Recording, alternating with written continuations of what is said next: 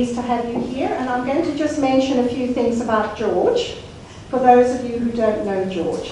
Who here has never heard of George Kavassilas? Oh, just a small number. Everyone else knows about George. Now, I first came across George probably last year when I looked at Project Camelot. Kerry Cassidy and Project Camelot, which I think some of you look at regularly. She does some wonderful interviews with a range of very interesting people. And when I saw the interview with George, I was very taken with his energy. And I liked what he said, and he was broad-minded enough and definite enough and not full of waffle. He knew he'd had some very interesting experiences that enabled him to see the bigger picture. Then one day I turned on Conscious Media Network and there was George again. So I listened to a very lovely interview with Regina on Conscious Media Network in which George also explained his understanding of the bigger picture, 2012 and where we're all headed. And he has, of course, had contact since he was probably 5 years old. And probably quite traumatic for a young child if he didn't understand what it was about. And gradually over his lifetime he's come to terms with it, and he's gained a great deal of wisdom through this contact. Some of it was not benevolent. The benevolent groups he considers his greater family. But the malevolent groups had a whole different agenda, and George might mention some of that today. In 2003, George had a quite extraordinary experience that transformed him, life-changing, in which he was taken on a ship to the Sirius star system, where he was enabled or allowed or assisted in moving up through various dimensions. And as he did this, he began to have a grasp of what it means to be human, who we are, where we come from, why we are here. And so he is actually able to give us a bit of an idea and answers to some of the questions we've all had for many years. Who are we? What's the point of being human? Why is there so much madness on this planet? Are we, and why are so many people skeptical and non-believers and don't really care about finding out anything more about what they're doing here? George is also going to talk about the ascension process and his understanding of it. And he has an international reputation now. He speaks at numerous conferences around the world, and he's highly sought after. He's also on Red Ice Radio, if any of you have watched some of those. They are extremely good interviews done by a Swedish gentleman. So, without further ado, would you please welcome George Kavassilas.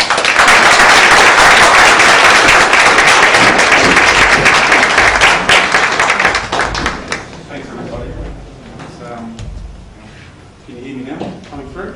Yep. No, this will be all right. If people can hear me, that'll be great. So, I can just plug this in.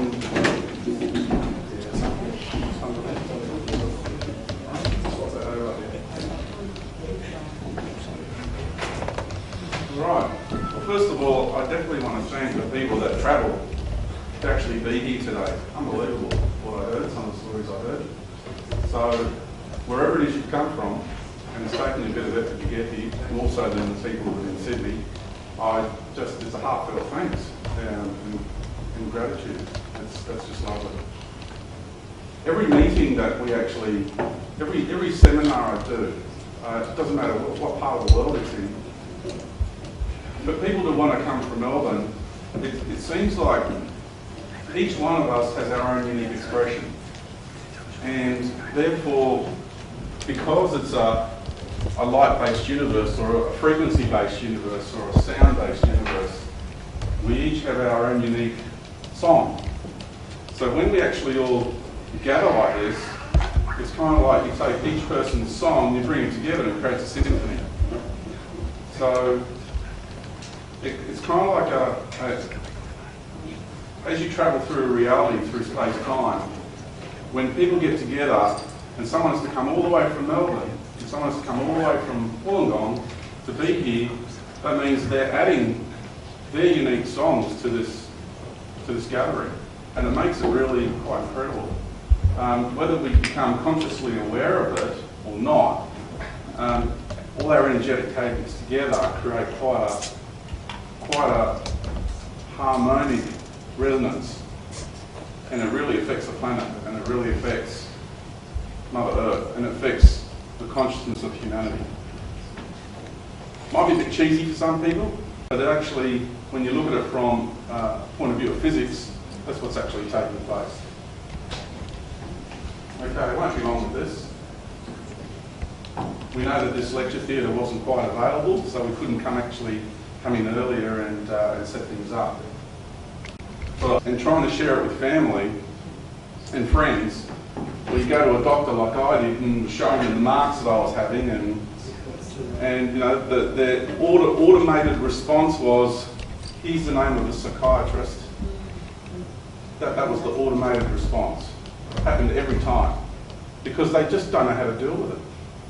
One doctor did say to me that in the community I was living in of a few hundred, that doctor, who was a female doctor, that she was aware of 5 other people within that community that regularly go to her with the same issues.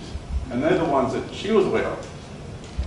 So you can imagine how prevalent it is around the world. It does go into the tens of millions, if you really want to know the numbers. And even beyond that, I would say it goes into the hundreds of millions. And the reason I make that statement is because of who we are, what our genetics are, and the interest that a lot of these cosmic communities and galactic communities have in us and in our genetics. There's a whole menagerie of ET races that are interacting with this planet, have been interacting with this planet from the get-go, and there's never been a time when this planet has not been in communication with extraterrestrial life. Now I make that statement because also you've got the concept of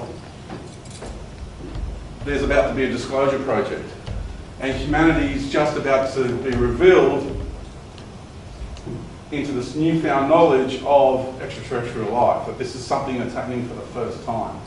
And that's just a big joke, really. It's a big joke. And if people can just look at it from the bigger picture, then all these little drama scenarios that get fed into the public arena become apparent for what they are. That they keep playing with us mentally, they play with us emotionally, and I can get into that if you want. And it's a constant game of it's mental and emotional abuse over a period of time into the human psyche. And it's about time, you know, people held them accountable. Yes. Do you want to hear that? Excuse me.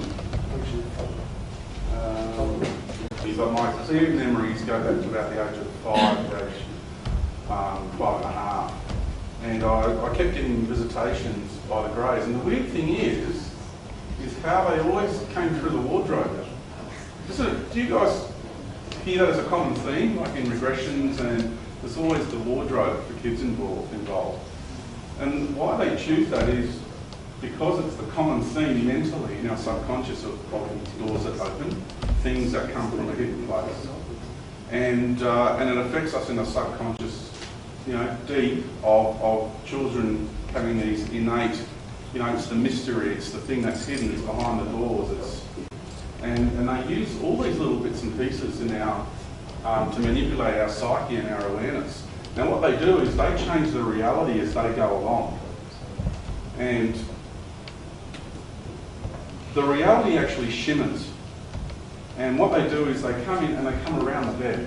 And all of a sudden, all you see is the greys in the bed. You don't see the rest of the house anymore.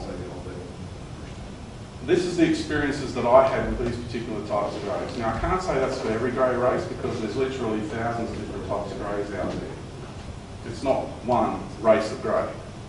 The original root race was humanoid like us, And they chose the path of technology, and their planet unfortunately fell into disrepute as far as the natural environment goes and everything like that. And they all had to go underground. And they remained underground for hundreds of thousands of years. And their body parts atrophied. They lived in very confined spaces. They started reproducing through test tubes and, means like that.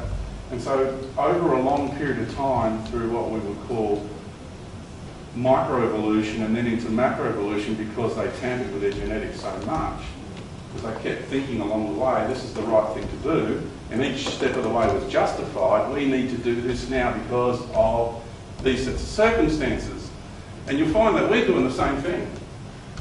We rationalise our decision making, and in that point in time, a lot of people think, sorry, I don't realise here after all. Yeah.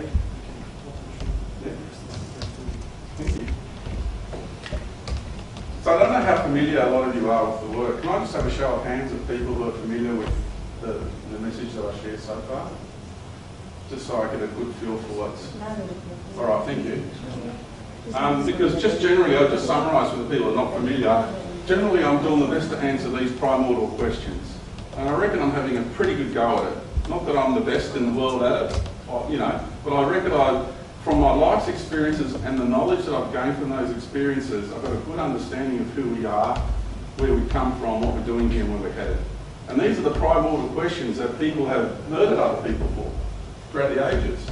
Civilizations have risen and fallen because there's been the few in control of those civilizations that have been seeking power from the answers to these questions.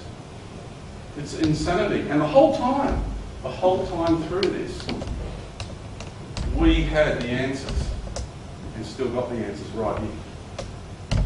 We've all got it. But they've all been seeking for it externally. They've been looking into ancient artifacts. They think if they have this artifact that's got some sort of special powers and it's going to make them powerful, then they can control many and do the right thing by humanity. All these sorts of ideas that people have. And there's been so much pain and suffering because of that. Because there's lost knowledge that we've had it all along. And the only thing that's stopping you from accessing it is a partition in your mind. So thin, yet it feels so far away. It's an ingenious program that's been imposed upon the human race. Okay, I'm going to go as far as saying it's not just that. There's also a physiological side to it. We have biological implants. All of us. One of them, I'm going to drop a bombshell now. One of them is called the pineal gland. That's freaking the New Age community right out. I'll explain more about that. Don't get too reactive. I'll explain more about that later because I have very good reason for saying what I just said. Because a lot of people jump to conclusions. George is here to deceive. He's a disinformation agent. I'm an agent of Satan. I'm the son of Satan. I am Satan. All that is doing the rounds. Okay, you get that. It comes with the territory. I know that.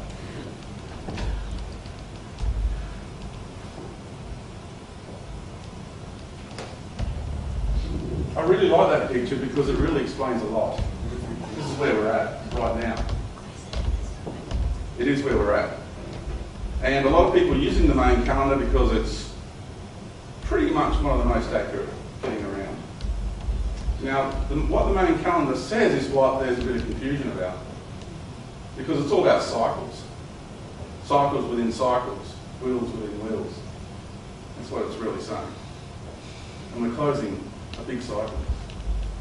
We're closing little cycles, and we're closing big cycles, and we're closing the biggest cycle of them all. And we're closing them all at the same time.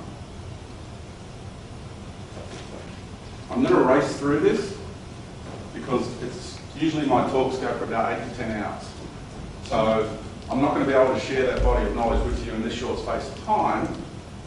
but there's a plethora of interviews and presentations available on my website if you wish to investigate this further. It really is about us coming here to this planet, and when I travelled the world, I made sure, and good old Aussie up there first, because everywhere you go, it's always the US, sometimes it's Africa, and we always get left out of the picture. So I made sure of that. And of course, oops, previous. You can actually move the pointer up and down. Okay, that works. But anyway, I'm on to this picture now. The pregnant Mother Earth. There's a lot of pictures going around the internet and around the world today because many people are actually feeling it. They're feeling the consciousness of the Earth. They know she's a woman. I don't know, you might feel it's a man. I don't. This planet to me is a woman. And that she's facilitating this incredible experience that we're having. And really, when you think about it, you wouldn't exist here if she didn't manifest herself as this planet. That's the short of it. You wouldn't be here if it wasn't for her. It's as simple as that. She gives you the air that you breathe. I don't know what that little red dot is.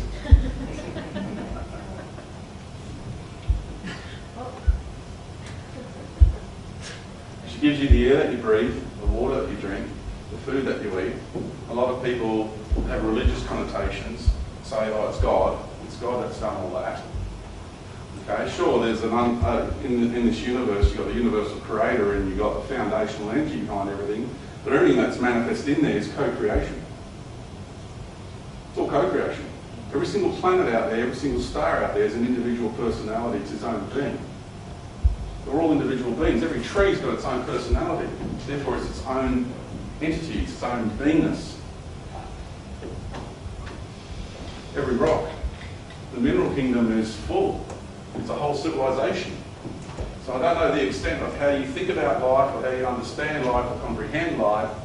And I might be pushing the boundaries for some people, but I can't make any apologies for that. Okay? I'm here to challenge mindsets.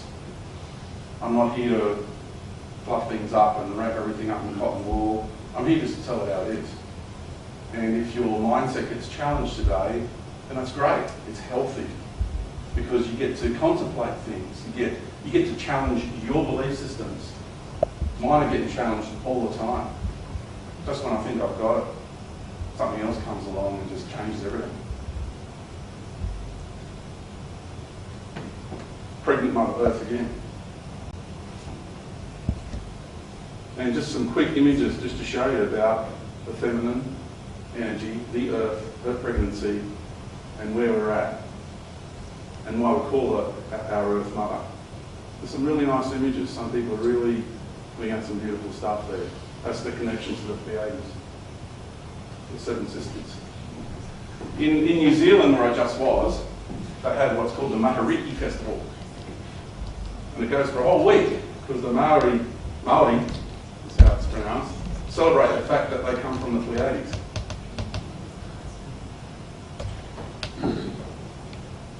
Aboriginal cultures have their celebrations too, because they celebrate the fact that their ancestors come from the Pleiades as well. And that their elders are in open communication with them. That's what we call secret women's business. Part of it. Now, you get this feminine energy expressing itself all over the planet in various different ways. Some people, a lot of people just walk past that and not even take a second notice, but somebody actually was able to notice the divine feminine expressing herself in all her glory through foliage, through a tree, through the tree kingdom. Amazing. The detail of that's amazing. We're all grown-ups here, right? Yeah. Look, you even got the nipple there. You got the chin. You got the two eyes there. It's just amazing. You got the sinew and the muscles. That one's just amazing. I would ask in the States, someone made that up, right? It's artificial, that picture. Well, no, it's a real picture. I just couldn't believe it.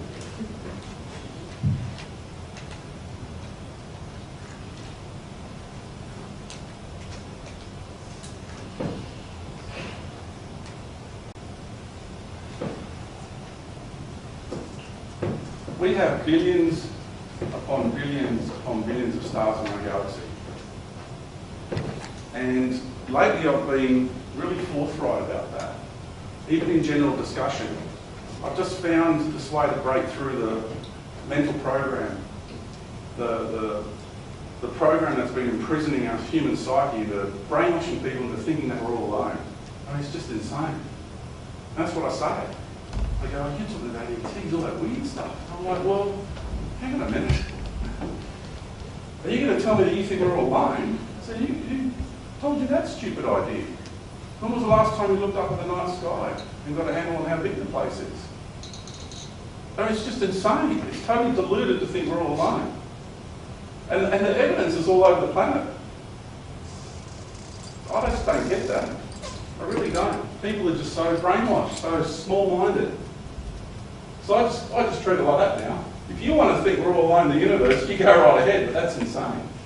That's what I say to them, straight out. And it cuts them off right there and then. But it's on the telly. But where are they? Yeah. But sending a probe to Mars at the forefront of human evolution. I'm not a joke. That's true. Our military's gone through wormholes to other systems, and we're told that a probe going to the outer reaches of the solar system is the forefront of human evolution. Come on.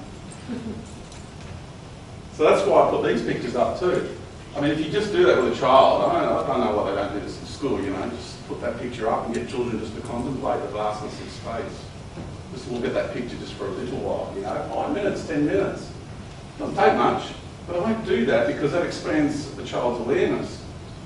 Because what we call our education system is really a programming system of program and control. It's not education. Education would be doing something like this. It's all about conformity, you see.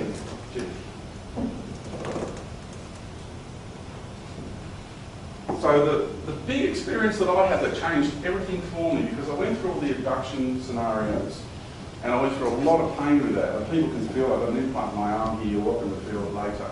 You put your hand over it, and you've got a gadget, put it over it. I always welcome that. We put a device over it once, and we got this big flash of like an ethereal light that came off it. And that was different. Other people put their hands on it, they don't get quite good vibes from it. So it's up to you. I've had it for quite a number of years. And just see what you get out of it, I don't mind. But we've got implants. People got implants that don't even know they've got implants. There's been a really good interview lately with a lady who was one of the actresses on Baywatch. Yeah? Kim? Kim Carlsberg. I can't recommend that highly enough. I mean, if you come here to this group and you are interested in the subject, if you want to hear the extent and the magnitude of it, because people like me have been saying this, but Kim has got more recall than I have in my experiences with ETs. Veritas Radio. Veritas. I recommend Veritas very highly. Very professional, and Mel is just a great guy, so I can't recommend him highly enough. Really. Great interviews on that website. And she's got 72, full recall of 72 abductions. Full open recall. It's magnificent. But it's also shocking because you're going to hear the extent of what's taking place. So I won't go into the gruesome detail too much. Just certain things that are happening with the human race. And not everybody, but the majority, I reckon.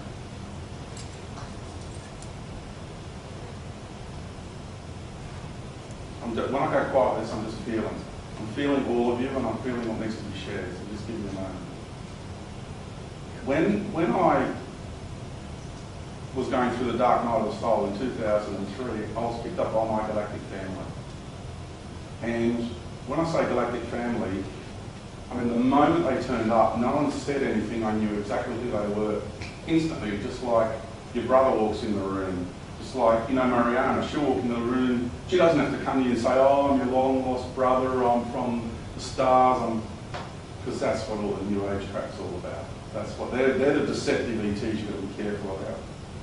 But when someone that you know walks in the room, instantly you know, don't you? So none of that, all that kerfuffle needs to happen. Because the other ones, they're going to sell themselves to you. They're going to win your trust, you see. You've got to be careful of that stuff. Now, when my galactic family turned up, they took me in a little shuttle to a much larger craft, and we went out towards, probably I'd say about most of the way towards the Sirius system, which is only about 8 light years away. It's not very far in the scheme of things, in the greater scheme of things. And I went to a much larger craft, and we had a whole different group of races in the craft. There was about 5 different races in that craft, and on the level that I could see. And they facilitated an experience for me to travel out of my body and go travelling with my consciousness through the universe. There was no technology involved. I just lay down on a really comfortable chair, like a layback chair, like a dentist chair or a therapist chair, for want of a better term. And they just allowed me to come out of my body. And I was not there in the capacity of just George, the earthly ego, the personality. There was a much greater presence of me that had now come to the fore. It's probably a good way of putting it, because I was out of the matrix, the earthly matrix.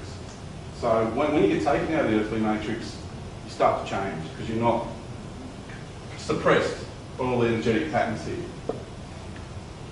And my whole consciousness and essence that keeps this body going, that animates this body, came out.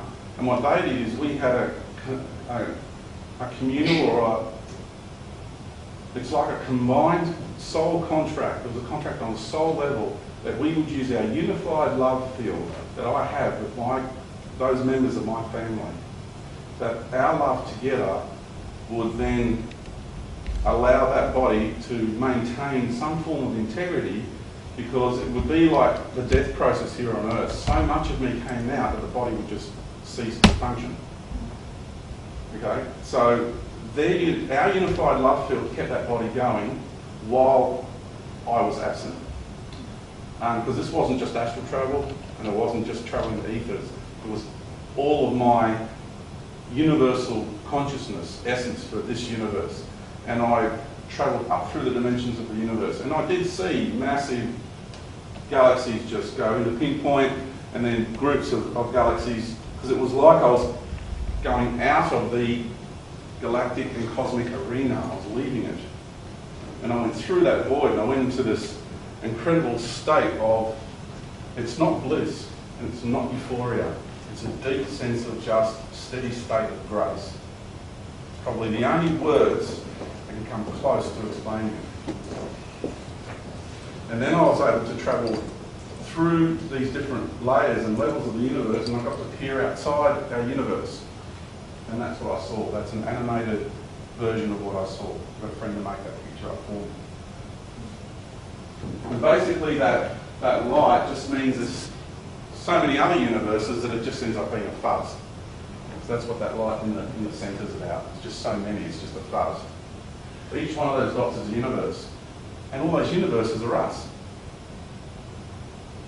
One of those dots is you.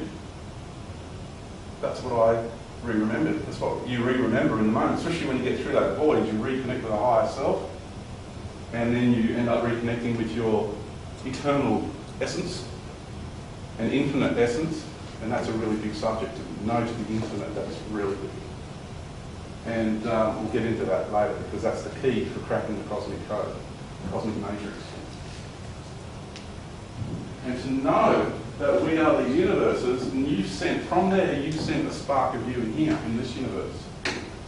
So if Mariana is this dot here, she's expressing herself as a universe, just as she's expressing herself here on this level. And that expression has its own unique construct. This universe is light. All these other universes are something else. They're all different. They're all unique. So when we talk about frequency, when we talk about vibration, we talk about light, which means we're talking about the word, which means we're talking logos. We're talking about the essence and the construct and the vibrational patterns of this universe, the construct of this universe.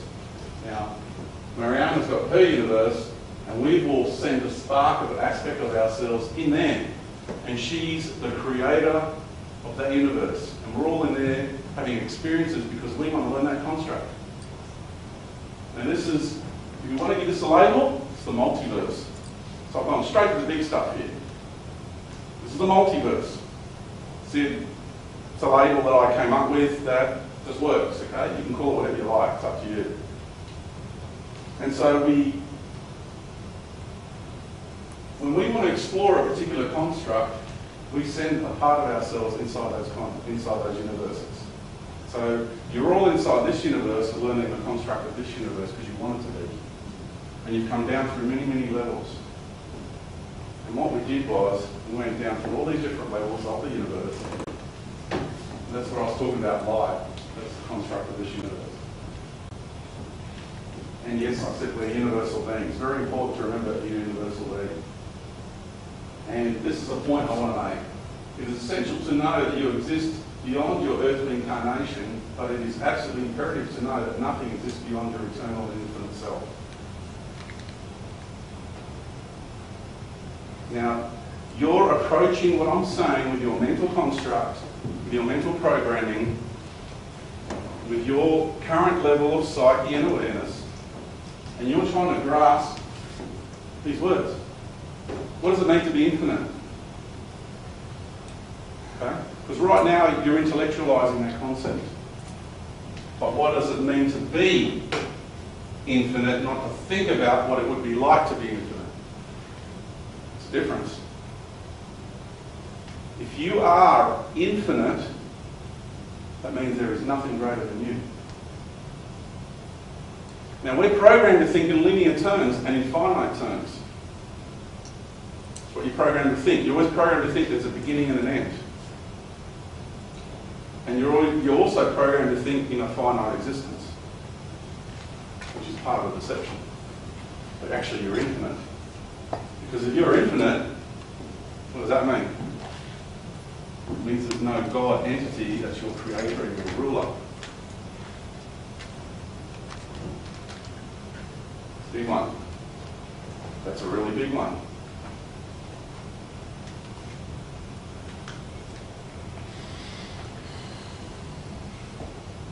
So when you grasp these other concepts, this becomes a bit of a challenge. Because you've got to walk between worlds, you see. You've got to, you know you're infinite, you know you're eternal, and here you are, scrubbing the toilet, going to work, paying the bills. Just going like, well, hang on a minute, what's going on here? So to try and reconcile all of that becomes quite a challenge. So this is the model of the universe I present. Like, I'm racing through this. I'm sorry, but I really need to because there's a lot to get through. And just give me 5-minute warning if you can before the end. And this is the model that I present, that I experienced. There's two more. I haven't put it up. I need a new graphic. I now understand the two lower dimensions, which is the second and the first dimension, which is not what people think it is. And so a lot of the reptilians and the greys come from the second dimension. They're tricking you into thinking they come from in the lower fourth, which is what I thought as well for a while there. But they don't. Actually, now come on. Do you think those guys live in a vibration that's greater than ours? Those guys that haven't the capacity to love the way we do? Just think about that. How could it that they would live in a frequency that's better than ours, that's higher than ours? It's not possible, right? They're real tricksters. We've got to be careful of them. And of course, the reason I've got this is because there's been beings that have been existing in the universe for a very, very long time, and they've managed to master how to create through light. But what they've done is they've created their own version of light, not the organic universal version that we all work with and that we co-create with. They want to do it on their own. And they've created their own version of light, and I call it the false light or synthetic light constructs. And they're based on mathematical constructs. So you be careful of that. Because maths is a language that defines life from a particular point of view. But when you start creating it and you use mathematical templates to create life, that's when you cross the line. And now you're creating synthetic light constructs.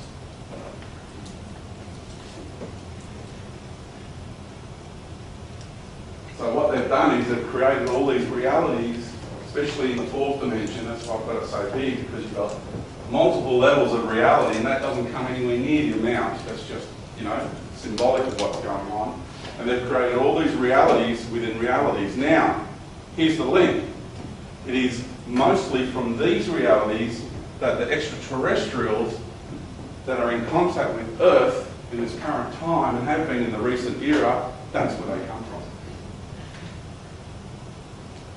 That's the connection. I'm giving the golden keys to understanding this whole ET thing. Because it's big. It's a big agenda. And if you are a lord and a master at the top of one of these colossal paradigms, they're big. And they've got their own spiritual hierarchies, their own angels, their own set of ascended masters. And they are ascended masters. I acknowledge they are ascended masters. But they are masters of that light construct. They're not masters of the organic light construct. And they truly believe, just like a religious person, and I don't mean just a general religious person, I mean a fanatic, a zealot, who truly believes what they're doing is the right thing. And you will have ascended masters that are coming to this earth, that are here now, that are interacting with people, and they are truly converting people into their ways. They are recruiting people to meditate, to use their light energies, to bring it into themselves, and they are slowly but surely converting people into their paradigms. They are assimilating people into their paradigms, their synthetic light constructs, which they don't believe is synthetic, by the way.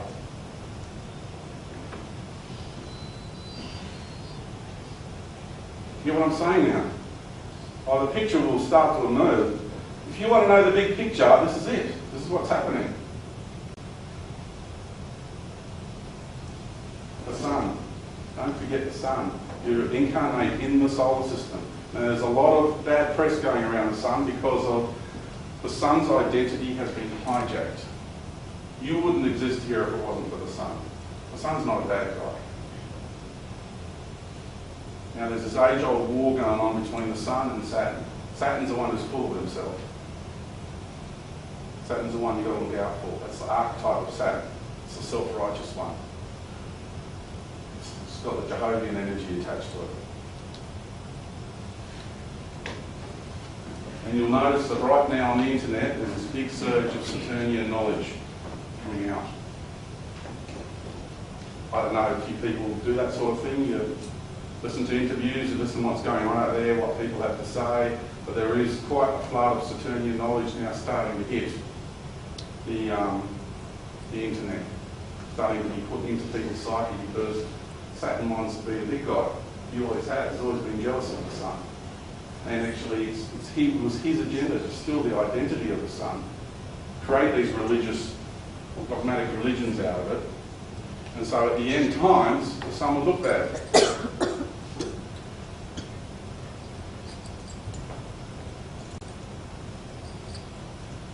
So I say to people, there's kind of a little holy trinity going on here on this level.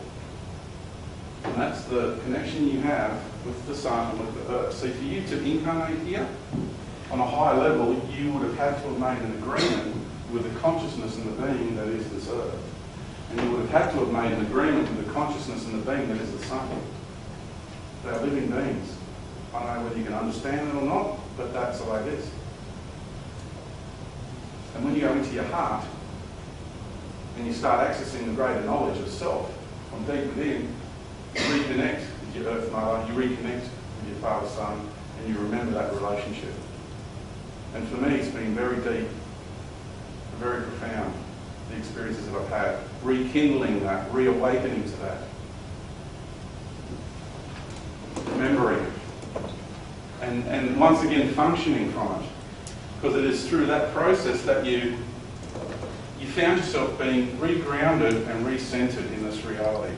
And then all of a sudden, bit by bit, you start detaching from all the falseness, all the lies, all the illusion, all those programs. They just start coming off one by one by one. And it's a beautiful feeling. It's a good place to be because you become free, you become sovereign, you see. We are at such a critical time now. And this is what I meant before with the cycles within cycles. This is what 2012 is all about, is that point right there. Right there. It's actually, that point right there is actually the 21st of March 2013. In purple. That's what I can think up. It's George's take on it.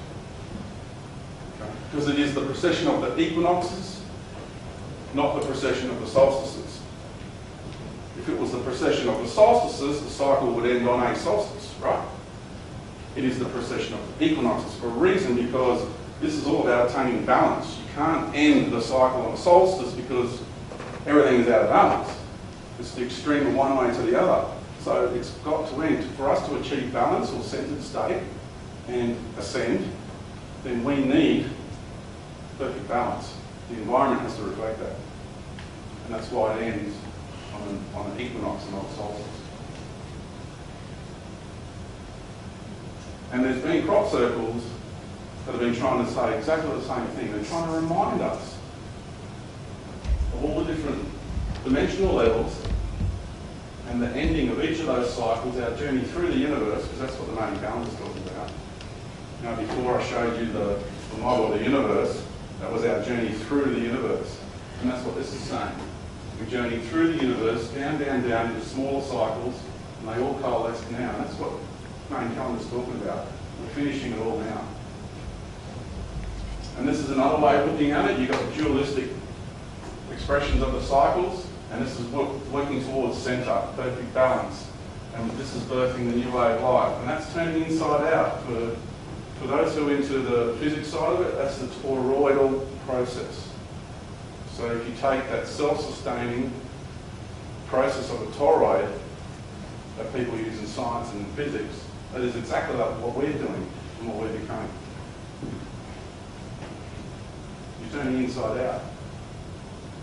You know, when people say shine your light, it means do that. If I say to you, shine your light, just be who you truly are, your authentic self, that means turn inside out. Which means stop letting the externals influence you to be who you are. Allow your inner light to come out, your authentic self, and be who you are. And that's what that's saying. Same thing.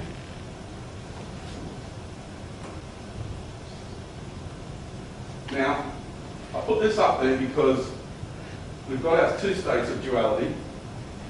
And what we have at the moment is because the pendulum has been spun so far over here, we now have a big surge of this energy coming into this reality to help bring the pendulum back into the middle, because things are out of balance into the negative charge.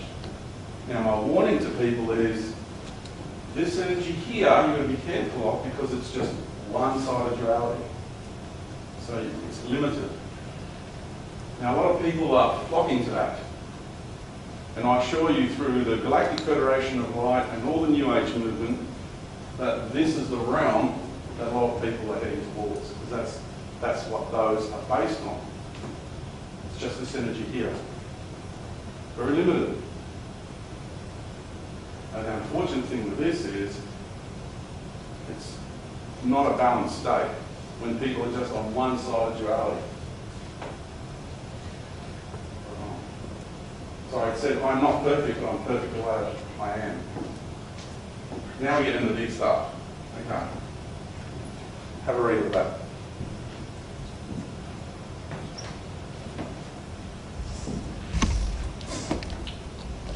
Yes, there is a negative charge in this universe. And yes, the negative charge, which is the foundation of negative experiences, is an aspect of the universal creator. But the God I'm talking about there, the God of religions, is not the universal creator. Now this is just big stuff now, okay? And if you are religious and you believe in God, per se, then I'm not here to insult you.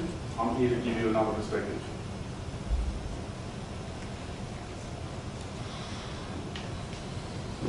This is an excerpt from my book, and I'll just read it out to you. The God of religion has become so self-deluded to the point where he is now claiming to be not only the creator of this universe, but also the multiverse and all life beyond. He is claiming to be the one and only creator and ruler of all things on all levels, of all that is and all that exists. This is pure egoic insanity. As I mentioned earlier, there is no one created being of all that is and all that exists, as we are all infinite and eternal. People are being constantly programmed into thinking in finite terms. If you understand what it truly means to be infinite, then you will understand that in the greater scheme of things, there is no one everything, as there is no such thing as totality. You can't have infinite and you can't have totality. They can't coexist. If you're infinite, you're infinite. There's no end to you. One needs to go beyond the mind and into the heart to grasp this concept. When you go into your higher essence, you go into your heart and you start reconnecting with your spirit, your essence, this becomes apparent. If you're going into the New Age programs, into the religious programs, you're going into the God programs with a small g. Some people say there is the infinite one, or the one infinite creator, but that too is a contradiction in terms. How can you have one, which is wholeness, and then the infinite creator? You can't. You can't have infinite and one together. It's a contradiction in terms. Some people say, that is simply a perspective from people who are still within the more sophisticated programs of this God. People also use the term oneness. There is even a oneness movement growing rapidly on our planet today. There is a big difference between oneness and living in harmony. The oneness concepts being disseminated around our planet, infiltrating our human psyche, comes from a collective hive mind. This is just another program. These programs keep people thinking that we all come from this one entity, that we have been born or spawned out of this God being, that we did not exist prior to that moment. It is a perspective that views our greater essence as though it is like a cell in our body, and that all our great essences together, our greater essences together, make up one single body or being. This simply cannot be if one is infinite. Again, contemplate what it means to be infinite. If you want to accept that you are infinite, you don't have to. You know, all these things I'm sharing with you don't have to accept any of it. You're in your own life's journey, you go where you want to go, where you need to go. That's fine with me. You want to go on the ship of the Galactic Federation, do it. That's your soul journey. It's no good for me. I've explored that paradigm in my journeys. I know what it's about, and I'm done with it. I'm not going there anymore. And there's this other thing about this God entity that's claiming to be the creator and ruler of all things everywhere. If you want to continue to believe that and to be subservient to that entity, you're welcome to it. But I'm over it. I'm breaking free from his cosmic matrix. It's a finite existence. He's clever. He knows what he's doing. He's been around for a long time. It's not silly. The moment you start entertaining the idea that you're infinite, that's when you can break free from his clutches.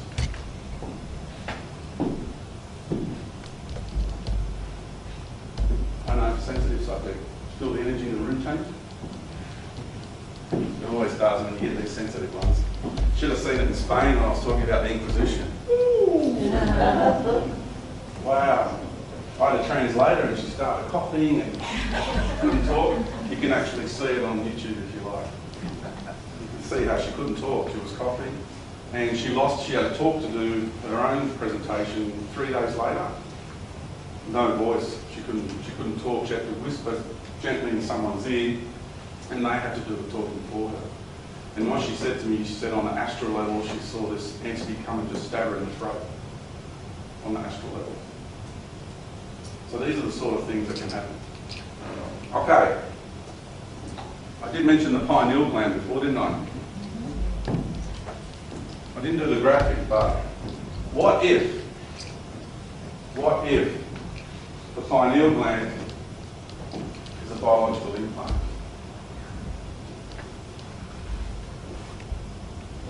See, I haven't heard anybody out there question pineal gland. I haven't heard anybody out there, see I'm a skeptic. I'm a true skeptic. I question. I'll challenge everything I question. No one out there is questioning the chakra body.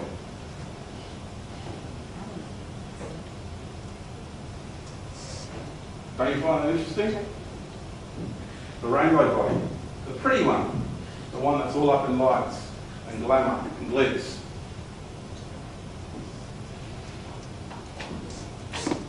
Look, if you think the New Age movement is any different from religion, why have they got that at the Vatican?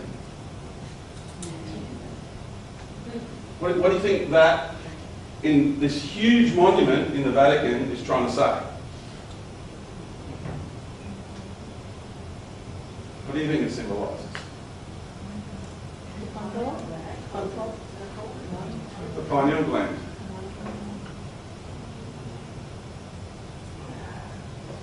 It symbolises the pineal gland in your head.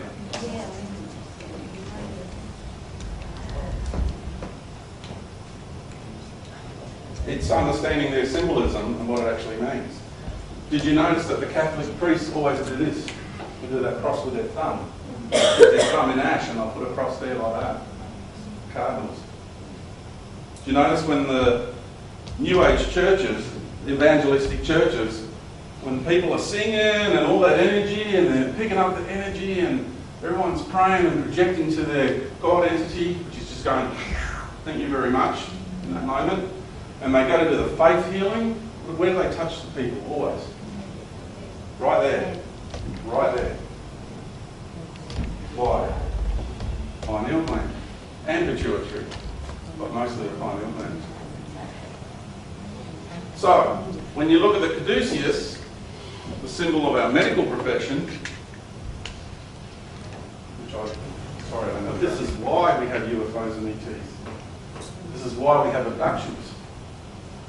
This is what it's all about.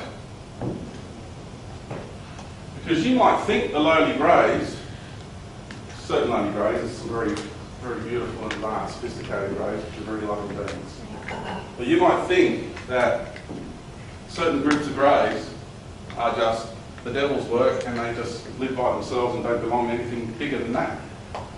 You're mistaken, because even these lower reptilian groups and these grey groups actually belong to a much larger empire. This is all about structure. This is all about infrastructure. This is all about protocol. And it's all about law, L-A-W. And what I'm all about is law, L-I-R-E.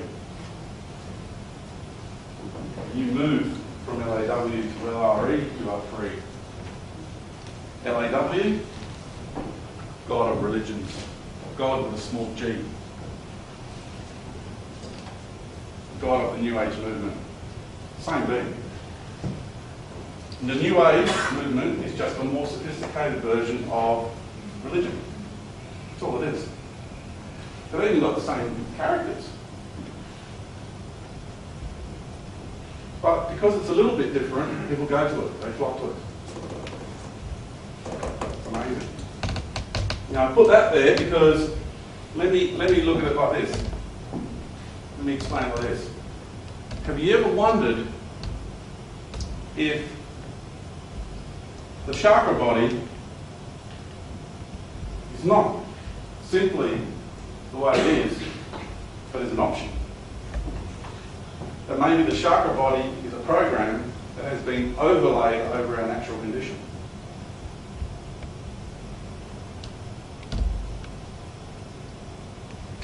So what about that one?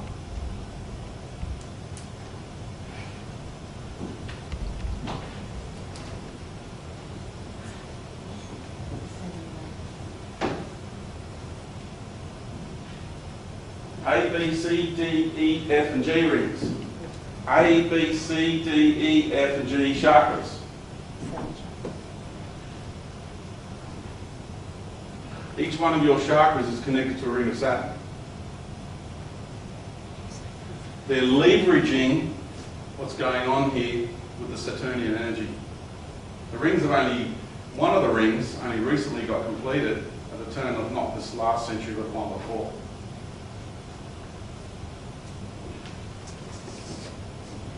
Or shall I say recalibrated?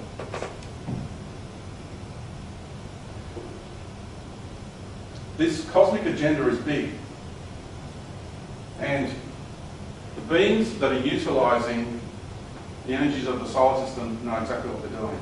The archetypal consciousness and personality of Saturn is exactly what they wanted to utilise.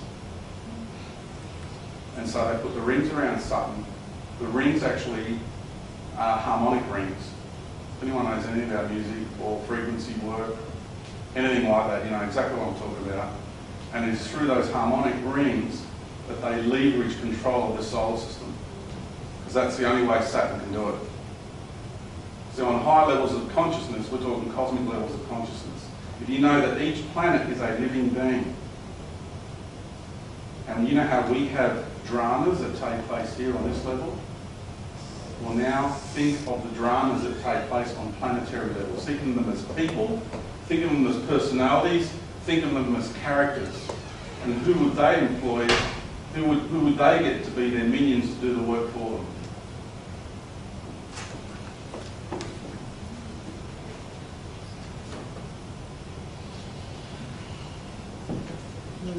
The moon. Many people look at the moon.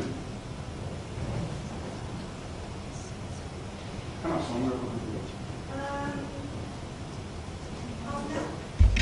3 hours. I always like question time. But I've found a lot of speakers, they speak and they walk off and that's it. But I've always been big on question time. All day seminars always leave the last section 2 to 3 hours, 2 to 3 hours worth of questions. And I think it's really important to interact because it allows you to steer the conversation rather than, it's not just me getting up here and just dictating down to you because I don't like that. So there's a lot of people that look at the moon. And again, this is part of the ET agenda. So I don't know how much you guys talk about the moon. But there's a lot going on with the moon. So for anyone who's contemplated the moon or spent time looking at it, have you ever asked yourself that? What are the chances? What are the chances of a body that's so big, that's supposedly solid, can be so close to the Earth? Because if it had mass, the mass that they tell us it's supposed to have, then there's no possible way it could be that close to the Earth.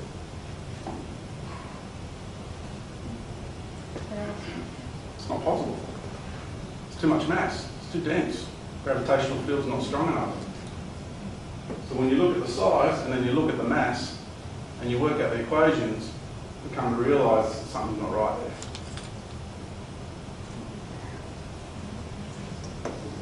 And then you look at that. And you get millions of people looking at that regularly, all around the world. And you think anyone's ever stopped and gone, gee, what are the chances of that happening? Because of how we're told that the moon got caught in the gravitational field and it's just by mere accident. It just happened to be drifting along and got caught in a gravitational field and ended up in that orbit the way it has. So not only does it only ever show one face, it spins on its axis. The moon spins on its axis. But it's engineered to spin on its axis so perfectly, that's my choice of words, that you only ever see one face.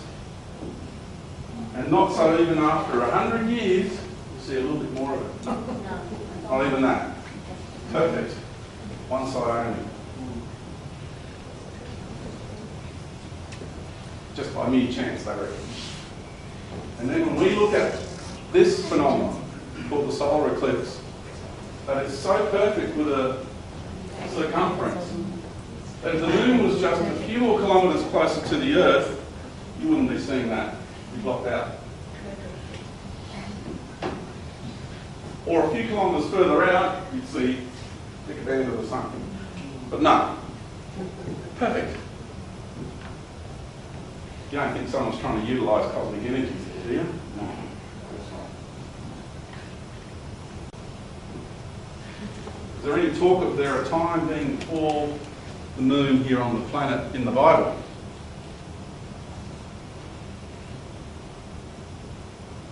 Psalm chapter 27, verse 72, verse 5, modern English. Thou shalt fear thee as long as the sun and the moon endure throughout all generations.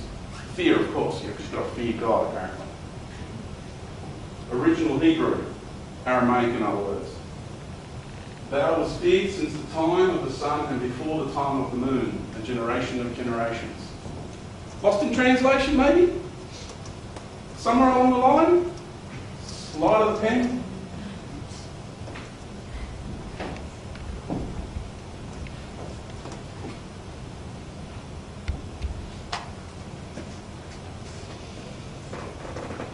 I was in Sweden, and there was a pub less than 50 metres down the road from where we were staying on hotel. Notice that word there?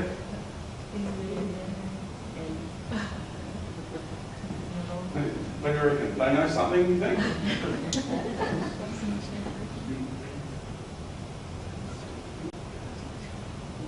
You see, we have a matrix here, and all our minds are connected to it. Whether you want to agree with us or not, whether you want to accept it or not, it's just how it is. There's beings that live in the moon. They've been there for a very long time. The moon's an artificial satellite. It's actually an ancient Pleiadian ship. And it was actually used to see life here. You don't have to believe any of this. You don't have to accept any of it. And what they've done is they purposely put the moon around the Earth in the way that they have. First of all, because they want to control the feminine energies, the feminine consciousness of this Earth. And that's why the reproductive cycles, the menstrual cycles are connected to the moon. Because prior to the moon coming here, the menstrual cycles were connected to the 28-day rotation of the sun. And it was a euphoric experience. It's about the creation of life. So, creation of life. Euphoria. The moon comes here, they strategically put it around the Earth the way they have, because they want to do this to the feminine.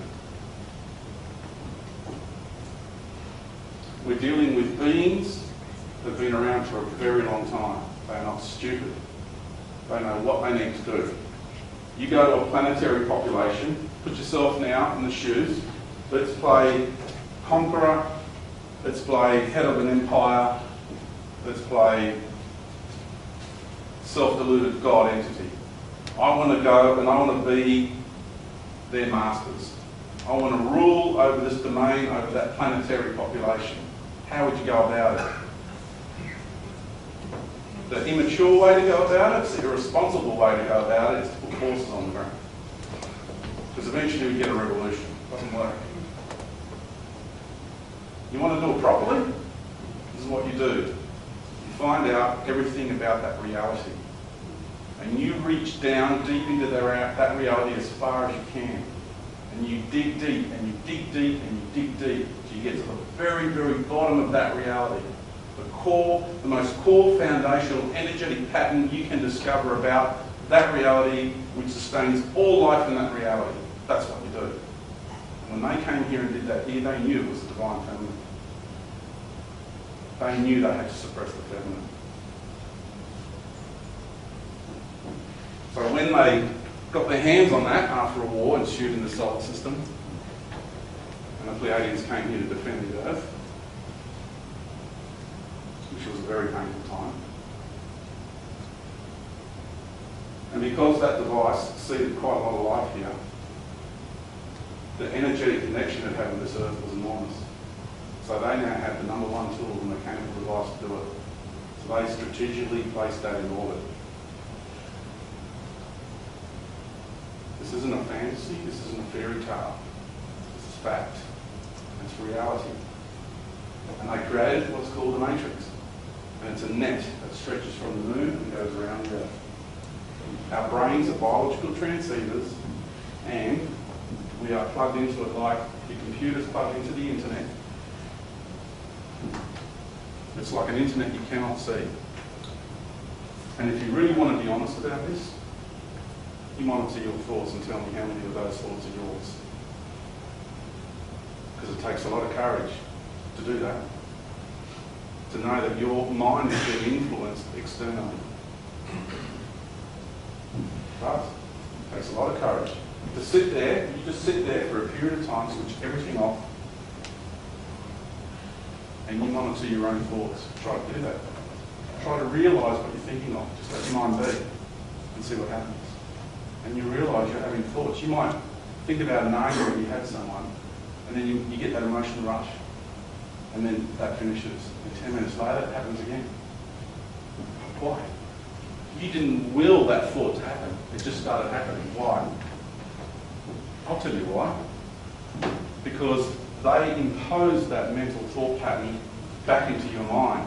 So you can have that emotional rush, so entities can feed off you energetically. That's reality. You see, this cosmic deception is multi-dimensional. It is not only in the third dimensional level. This cosmic empire functions on a multi-dimensional format. And this cabal goes very deep into the cosmos. So don't be naive. I said, I'm here to challenge your mindsets. I can feel a lot of you are stirring deep inside because it hurts. When your mindset gets challenged, you get uncomfortable. You get emotional reactions, you get mental thoughts, you'll have all these crazy thoughts about me. You'll want to justify your belief systems. You're going to say, this guy's saying this because he's trying to deceive me. And you'll go through that process, like so many have. And then a year later, I get the emails. Man, I thought you were full of it, I thought you were deceiving us. But I've woken up, I see it now, thank you very much. That's what I get. Lots of emails saying that. Think of me as Shrek. I'm not the pretty boy that's going to come along and tell you what you want to hear. Think of me as the ogre that's coming along here and just telling me how it is and hope that we can deal with it. A lot of people don't like me, especially in the New Age circles. Oh my goodness, you should hear the things that get thrown around the internet about me. There's campaigns, anti-George Kavassilas campaigns. And that's okay. Do they really? Oh yeah, absolutely. And, you know, I get some pretty nasty emails too. I do get death threats and things like that. But that comes with the territory. It just shows where these people are at. It shows how frightened and insecure they are. It exposes them for their frailty, for their insecurity, for their mindset that's been challenged. Because I say to people, you don't have to go where I'm going. You don't have to accept what I'm sharing. You live your life. You be who you need to be. You want to go into a religious society? Follow that. You want to be saved by your deity? Go there. You want to hop on board the ships of the Galactic Federation of Light? Take that journey.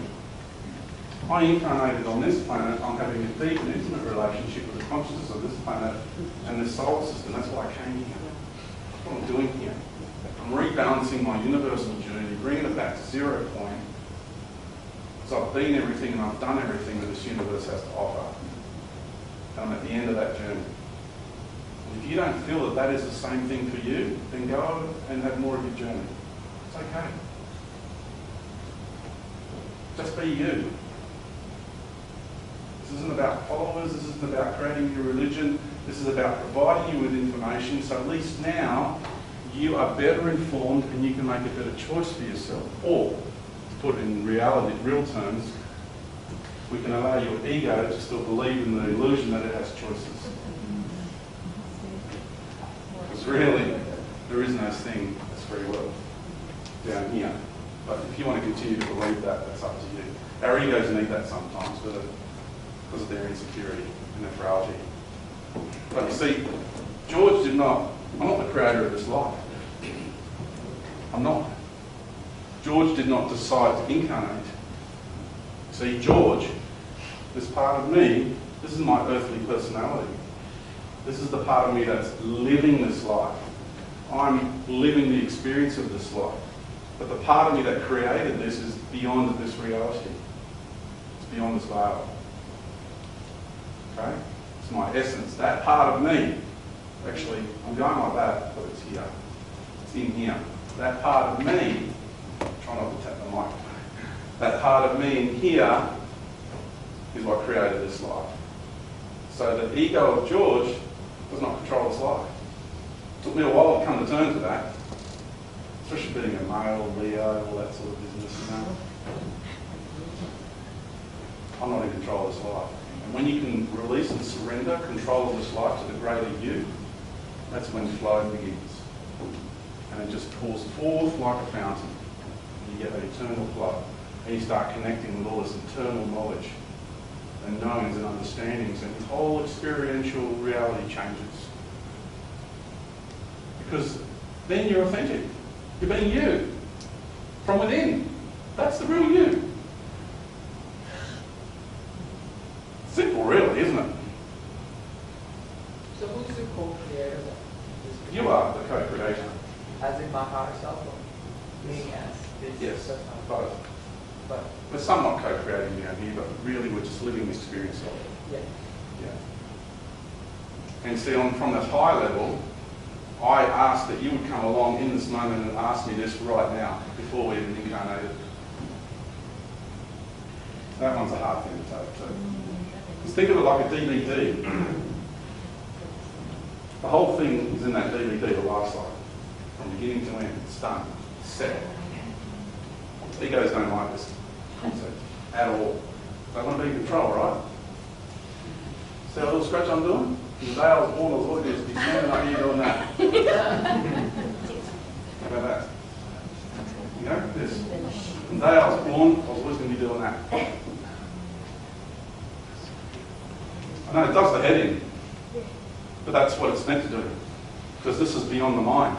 These are beyond the mind concepts. These are into the heart and into the essence. See, the mind struggles with these concepts. You've got to get past the mind, into your heart, into the essence of who and what you are. Then this whole thing just blows wide open. It just opens up. Anyway, we'll pray to you. And don't be too alarmed by it. This is not about inciting fear in people. It's not. I'm not about giving you all this information so then you feel overwhelmed and you go into fear and, oh God, and, you know, understanding the scale and the magnitude of the way our humanity has been interfered with, has been manipulated. It is truly grand, the scale of it. You just got to just sit back and just contemplate the simplistic side to it, which is this universe has been around for a really long time. There's beings that exist that are really clever. We're talking about eons and eras and epochs of evolution. Technologies that are so far advanced in relative to our public arena. And you just got to not be so naive about things. They prey on our naivety. They promote apathy. You know, part of me wants to say, I'm sorry that your mind hurts. I'm sorry that you're uncomfortable with things that I'm sharing. And then there's a part of me that just doesn't want to apologise at all. Because I'm kind of doing the tough love thing here with you.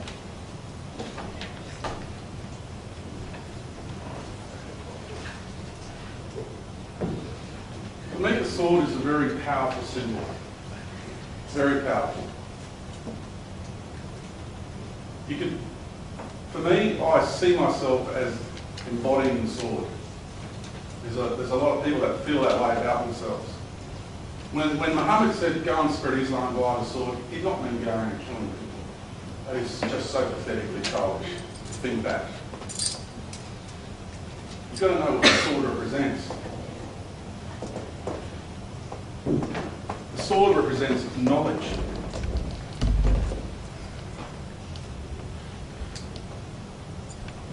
Sure, you're familiar with the symbol, right? King Arthur and the sword. What about this sword symbolism? And this one. Has anyone ever contemplated what that actually really means? Standing for truth. Why was he nailed to that? Standing for truth. Because when the son decided to have another incarnational experience on his twin flame on his wife's planetary body, when he died, it was the death of knowledge and wisdom, the last remnants of it. And his death heralded the Dark Ages.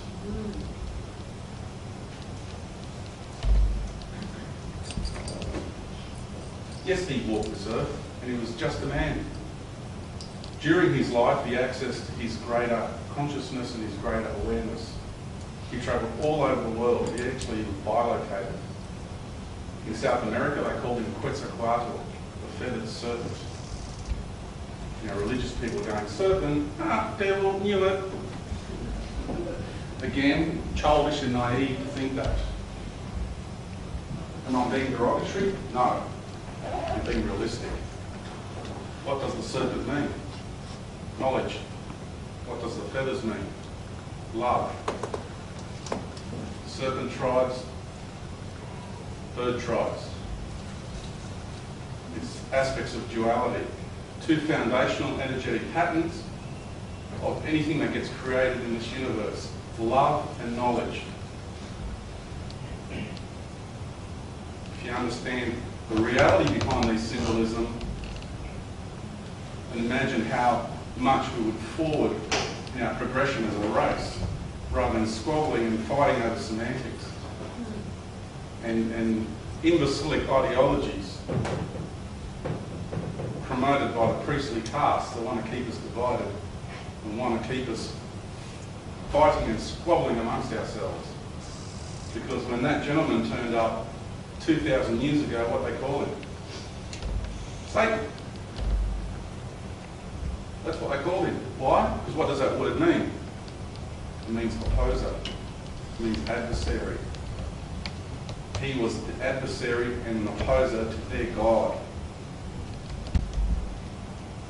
See? It's different when you know the truth, isn't it?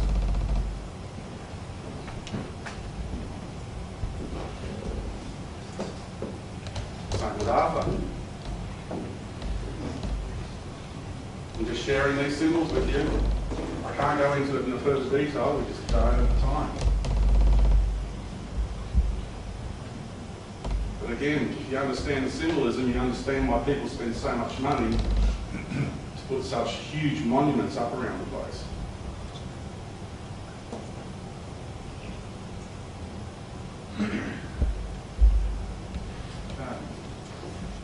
That one's a good one.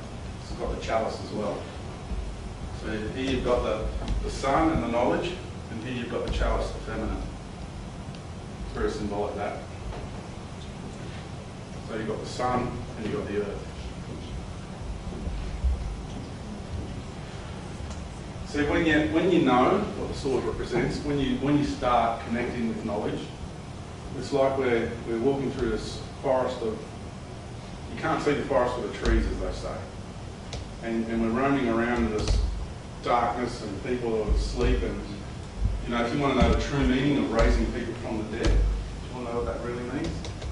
Again, if you think it was someone who died and then they brought them back to life, well, I mean, just how many paramedics could be classed as performing miracles, they know, to bring back people from the dead?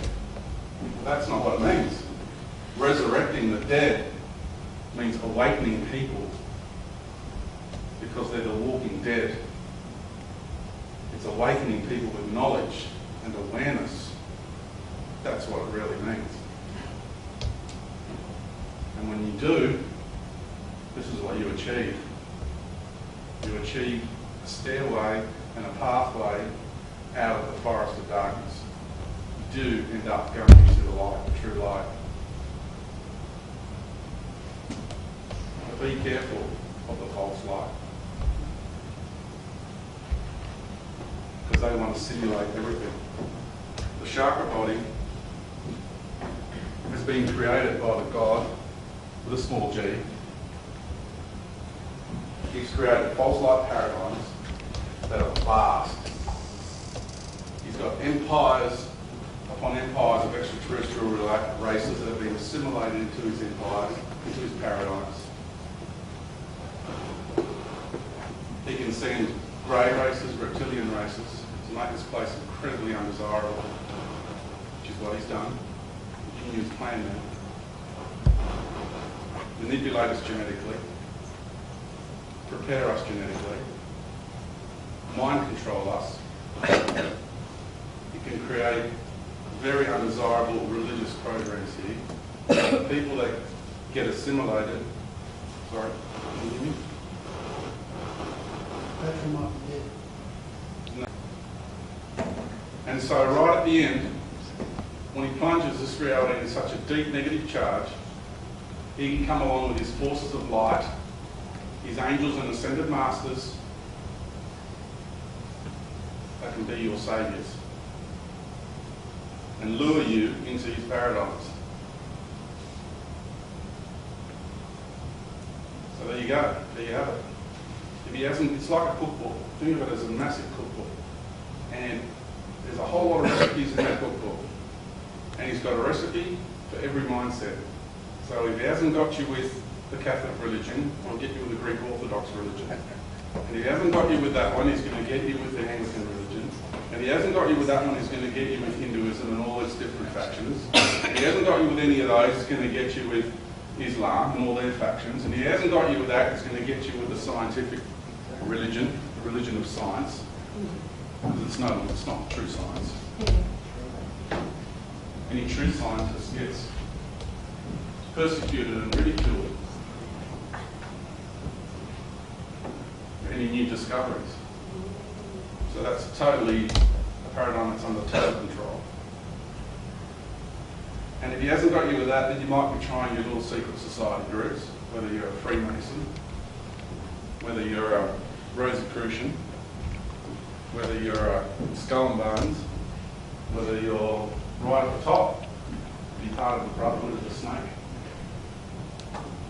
Doesn't matter which secret society group, they've all been infiltrated. Whether you're an indigenous person and you're doing your shamanistic practices, you go and talk to the true elders and they're going to tell you, we don't do that sort of work anymore, not that way. The real elders are sitting right back of these indigenous tribes, because a lot of the shamanistic practices of today, they're talking with spirits that come from the domains of that other entity.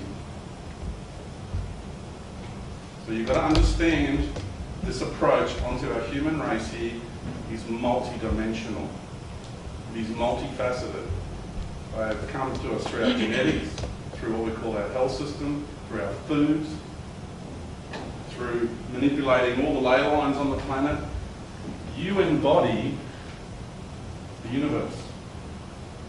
So for us to become a creator of light, a universal creator of light, we then needed to be tested by the best this universe has to offer. And that's what's going on. So let's get out of victimhood now, rise above it all, and understand that we wanted this.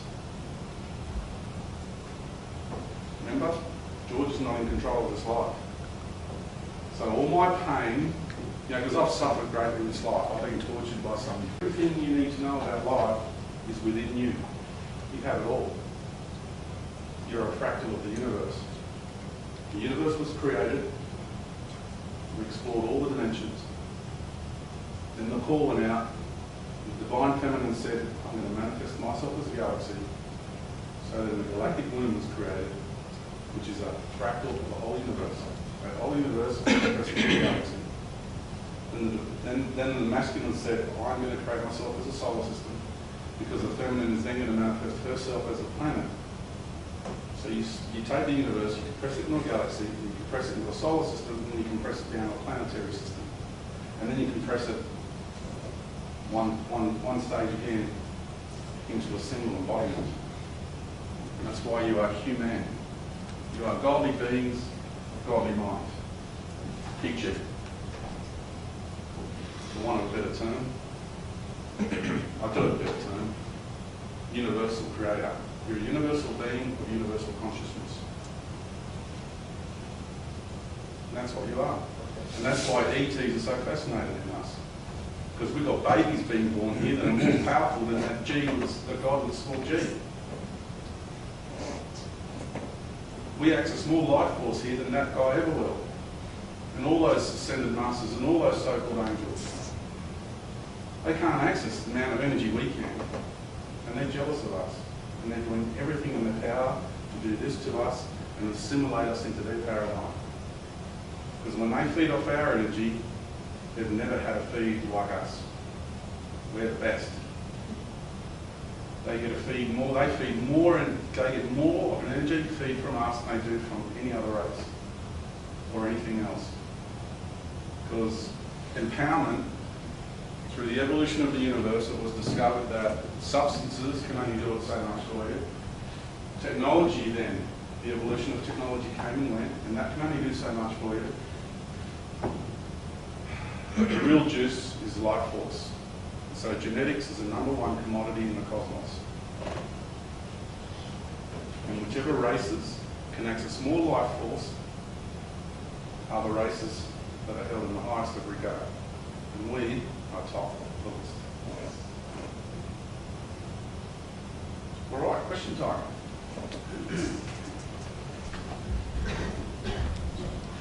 Yes, Marguerite, I find it really interesting to hear you talk about how we're controlled by everybody else. It just is very disempowering. And then when I think, well, what practical thing can we do to empower ourselves to live this life in a successful way, whatever the definition of that might be? And then I hear we have no free choice and it's all like a DVD. So are you going to get around to what is the point? Yeah, sure. When our minds and our egos first come across this information, it feels very disempowering because your first reaction is trying to grasp the magnitude of it all. And it makes you feel really small. And that's a really good and important part of the process because then you get to feel how big it really actually is. But then when you get out of victimhood, which is what I just did a little while ago, that's where the empowerment comes from. Because you designed this life that you're having, you chose to incarnate, we all made agreements with one another that we would role play for one another down here. So we are the creators of this reality. This is our reality. And now the time is coming to say, thanks guys, you served us really well, but now it's time to go.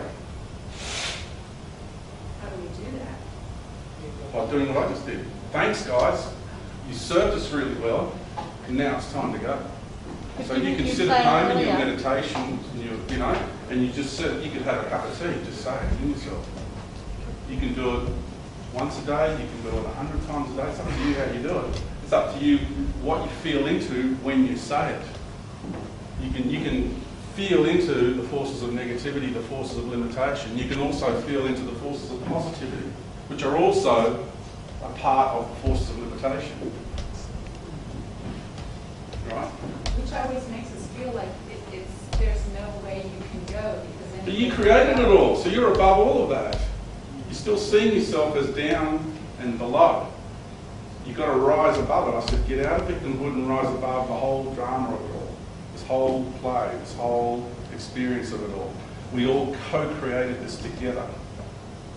And everything you experienced, all the pain, all the arguments you had with people, all the people that have hurt you in this life, you asked them to do that. And they've served you wonderfully. Now this is really understanding duality. This is getting out of victimhood now and being grateful for all the pain and all the misery and all the suffering. Because you would not be who you are today without it. You would not have learned the wisdom from it. You wouldn't have walked in those shoes because no one really knows until they walk in those shoes. Anybody can intellectualise about a concept and an idea all they like, but until they live that experience, they'll never really know. Another question just here. George? Yeah, just one moment. Sorry. Yeah. I'm just feeling into the energy of how you're feeling right now. You You're go still, back to a human level, and you just spend all this time talking about this God with small g, and how we're manipulated by the moon, and all this other stuff yes. that makes us feel, and then we can't even tell true light from synthetic light. Yes, you can. So how? By feeling deep into your heart. That's the point of reference. Yeah. What you know deep down inside of you, the love that you have deep down inside, you know what love is. No one actually has to tell you what it is. So when an ascended master, I had Lord Sananda turn up in my bedroom, and he was just showering me with all this love and light, and I said, go away, you're nothing but an imposter. You have no power over me, now leave. And he left.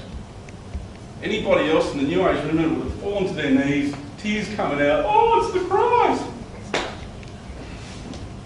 Please. You know, that's the difference. I know what love feels like. I don't need him to come along and shower me with all this love and light and impose his version of love and light onto me. Because the real Christ would never behave like that to start with. That is not the behaviour of Christ. Okay. So, feel deep into your own essence and feel the love that's very, very deep inside of you, your core. And that love is graceful.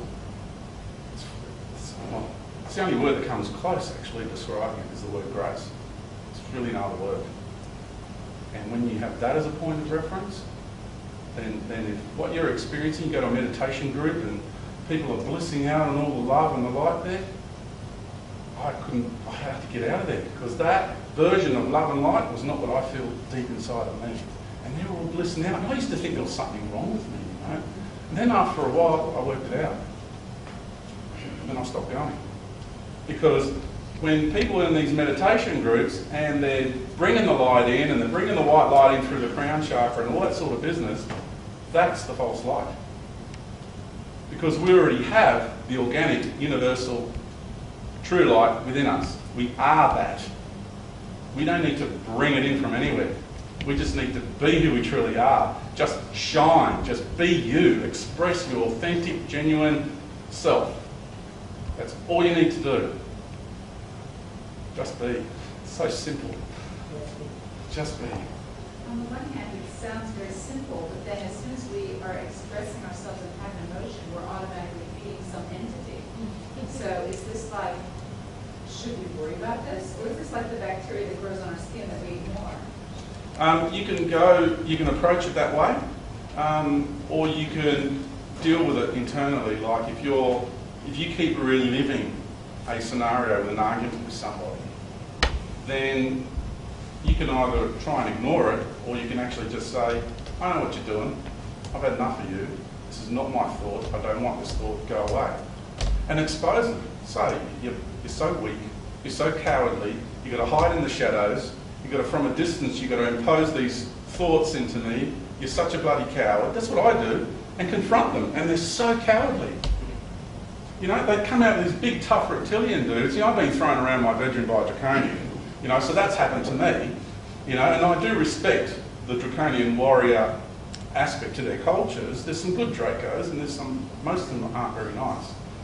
And so there's that aspect to it, but really most of them hide in the shadows, and they manipulate us from the shadows. And that's so pathetically weak and cowardly.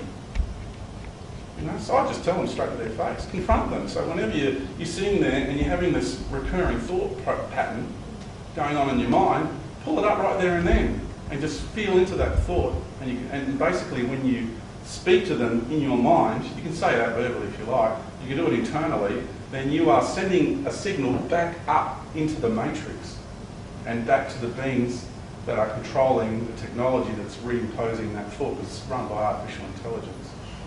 That is imposing that thought back into your mind. It's a program, it's a loop, program loop, to keep getting that energetic charge off you, see? That's how it works.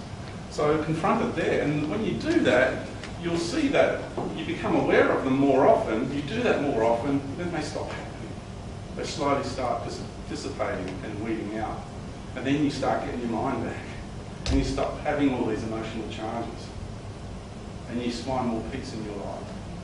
You know, you're more centered, you're more balanced, and you're more peaceful.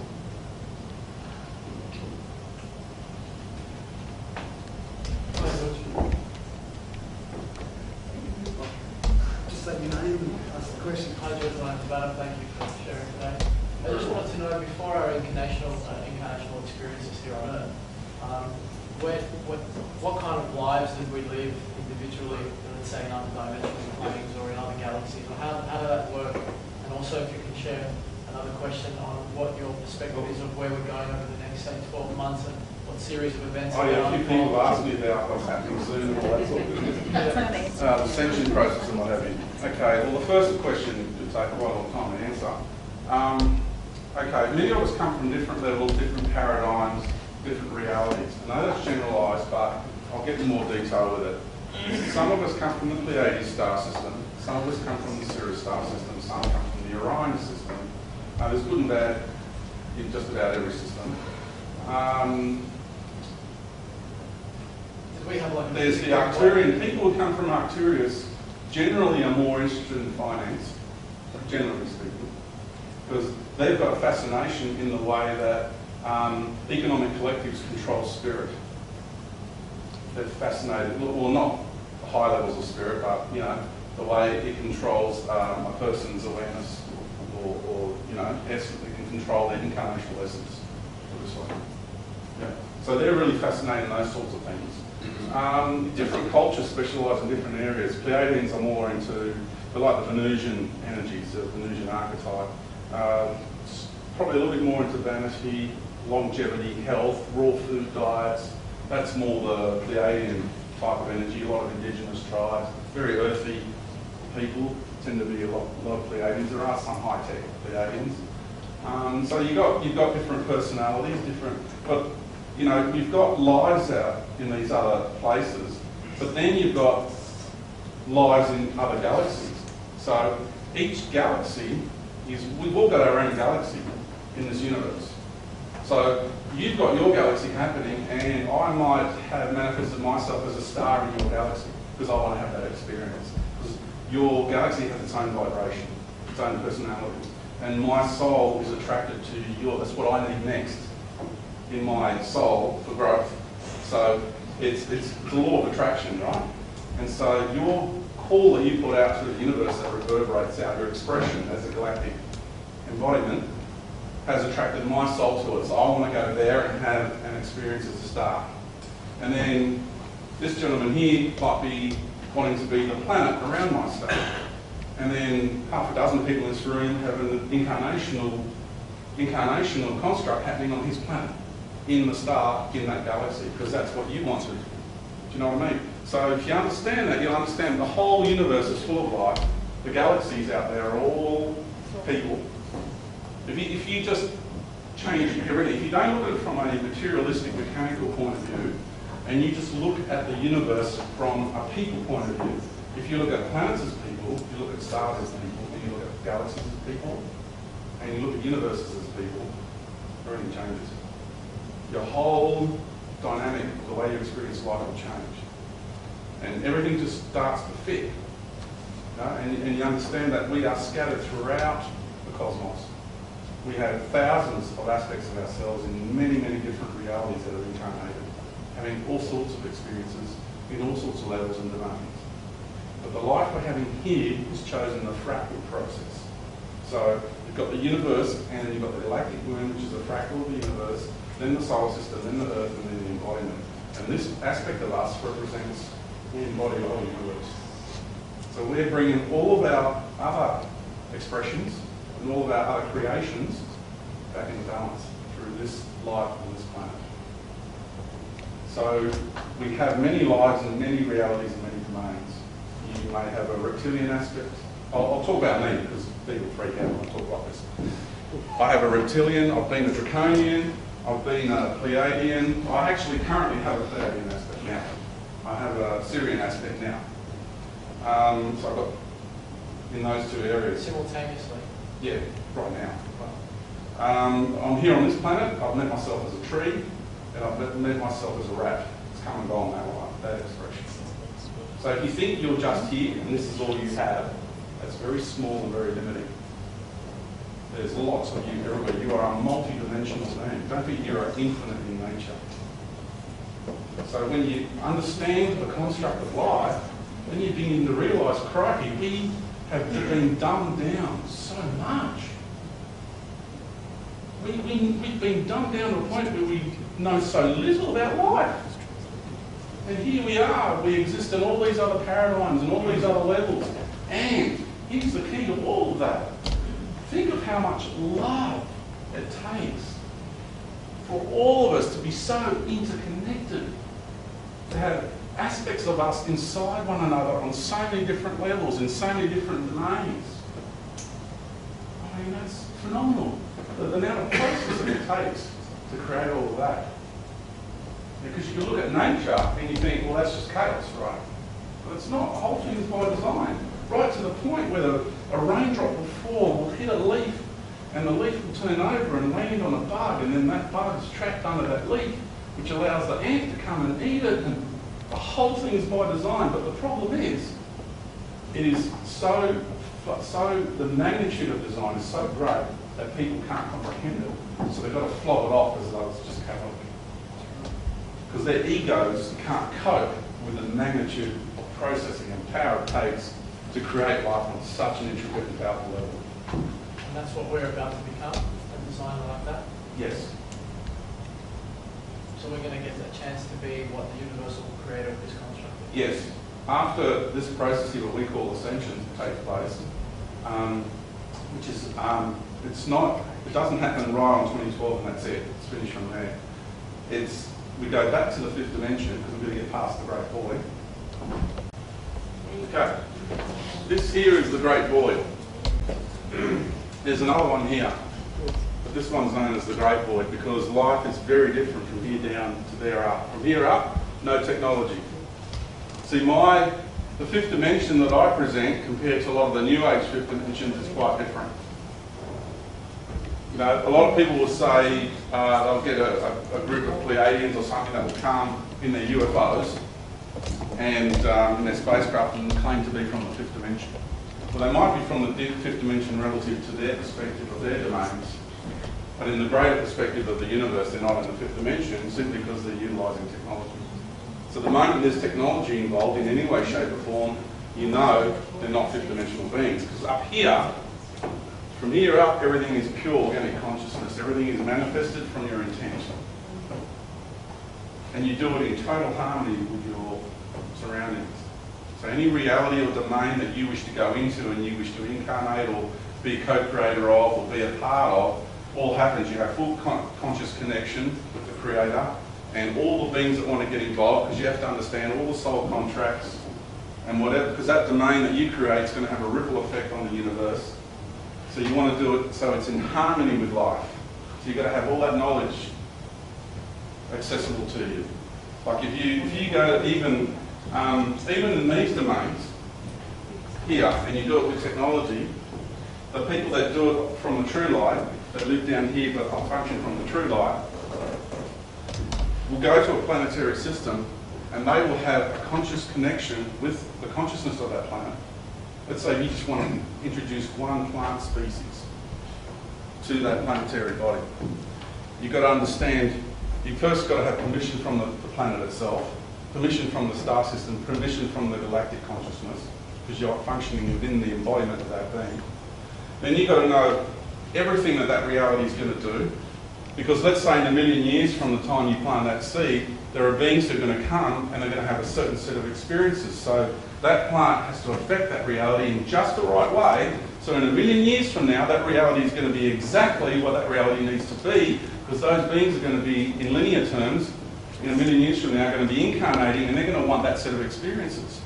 So you can't plant the same thing a million years beforehand that's going to change and alter that reality, because then that's all karma in your soul. So you've interfered. That's how it works. So you've got to be in harmony with nature. You've got to be connected to the consciousness of your reality. You've got to understand your surroundings. Understand this planet, who she is. If people are going on, they've got this spiritual superiority. They're angels, ascended masters, God, all this sort of stuff. and they give absolutely no acknowledgement to the planet, to our Earth Mother, to what's going on here, who we are. You don't hear them talking about who we are, what we're doing here. You don't hear them talking about the greatest sacrifice of all. The greatest sacrifice of all, being the divine feminine. What she has gone through to manifest herself as this planet. Right? Her sacrifice is the greatest ever. But no one in the New Age community is out there acknowledging that. Another question? Me? Hello, George. I'm Megan. Could you speak up a bit, please? Yeah, I'm Megan. I would just like to ask what your take is on 2012. Are we going to step into our multidimensionality and all these artificial biological programs and that will become obsolete? Yeah, they are. They're dissipating. Like I denounced my chakra body. Don't want anything to do with it. I actually felt it detach, go away. So I don't need it. I'm functioning from my authentic self, and I don't need that program, that layer of program. I don't need that. First of all, it's a fragmented state of being. The 7 energetic centres is a fragmented state of being. I don't want that.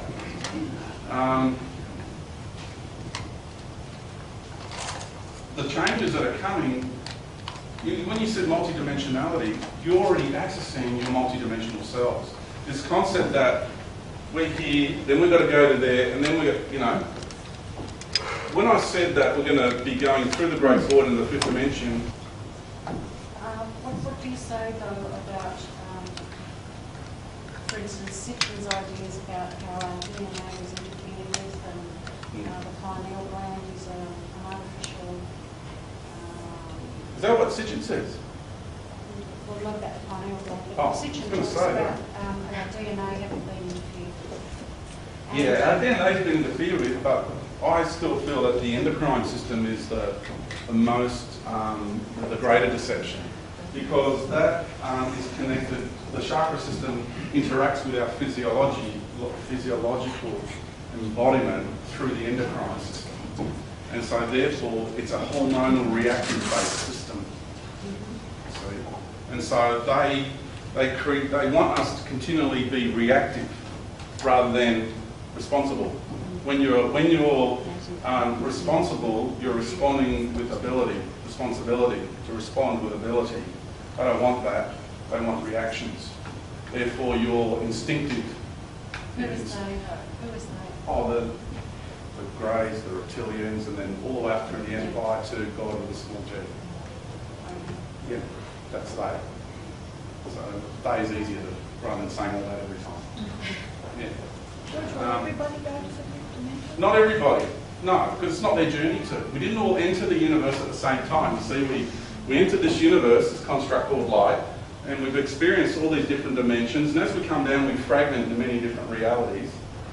And then once we hit the bottom, and then it's kind of like, okay, now what? And when I say the bottom, I mean really dark, putrid, disgusting realities, really what you would call evil realities. Now, if you haven't been evil, if you've got like a self-righteous perspective on life, and I'm jabbing that sword in as I'm speaking, right? If you have a self-righteous perspective and you have not been evil, that you've only ever ventured into the positive light, love and light side of life, and you don't think you've experienced or there's no aspects of you in the negative side of life, then that is egoic spirituality, egoism, egoic spirituality. That's your spiritual ego with a very, very, very self-righteous state of being, which means if you haven't experienced the negative side of life, you don't understand the negative side of life, you only judge the negative side of life. And if you think there's only the positive side to you, then what you're actually doing is you're living in denial of your negativity.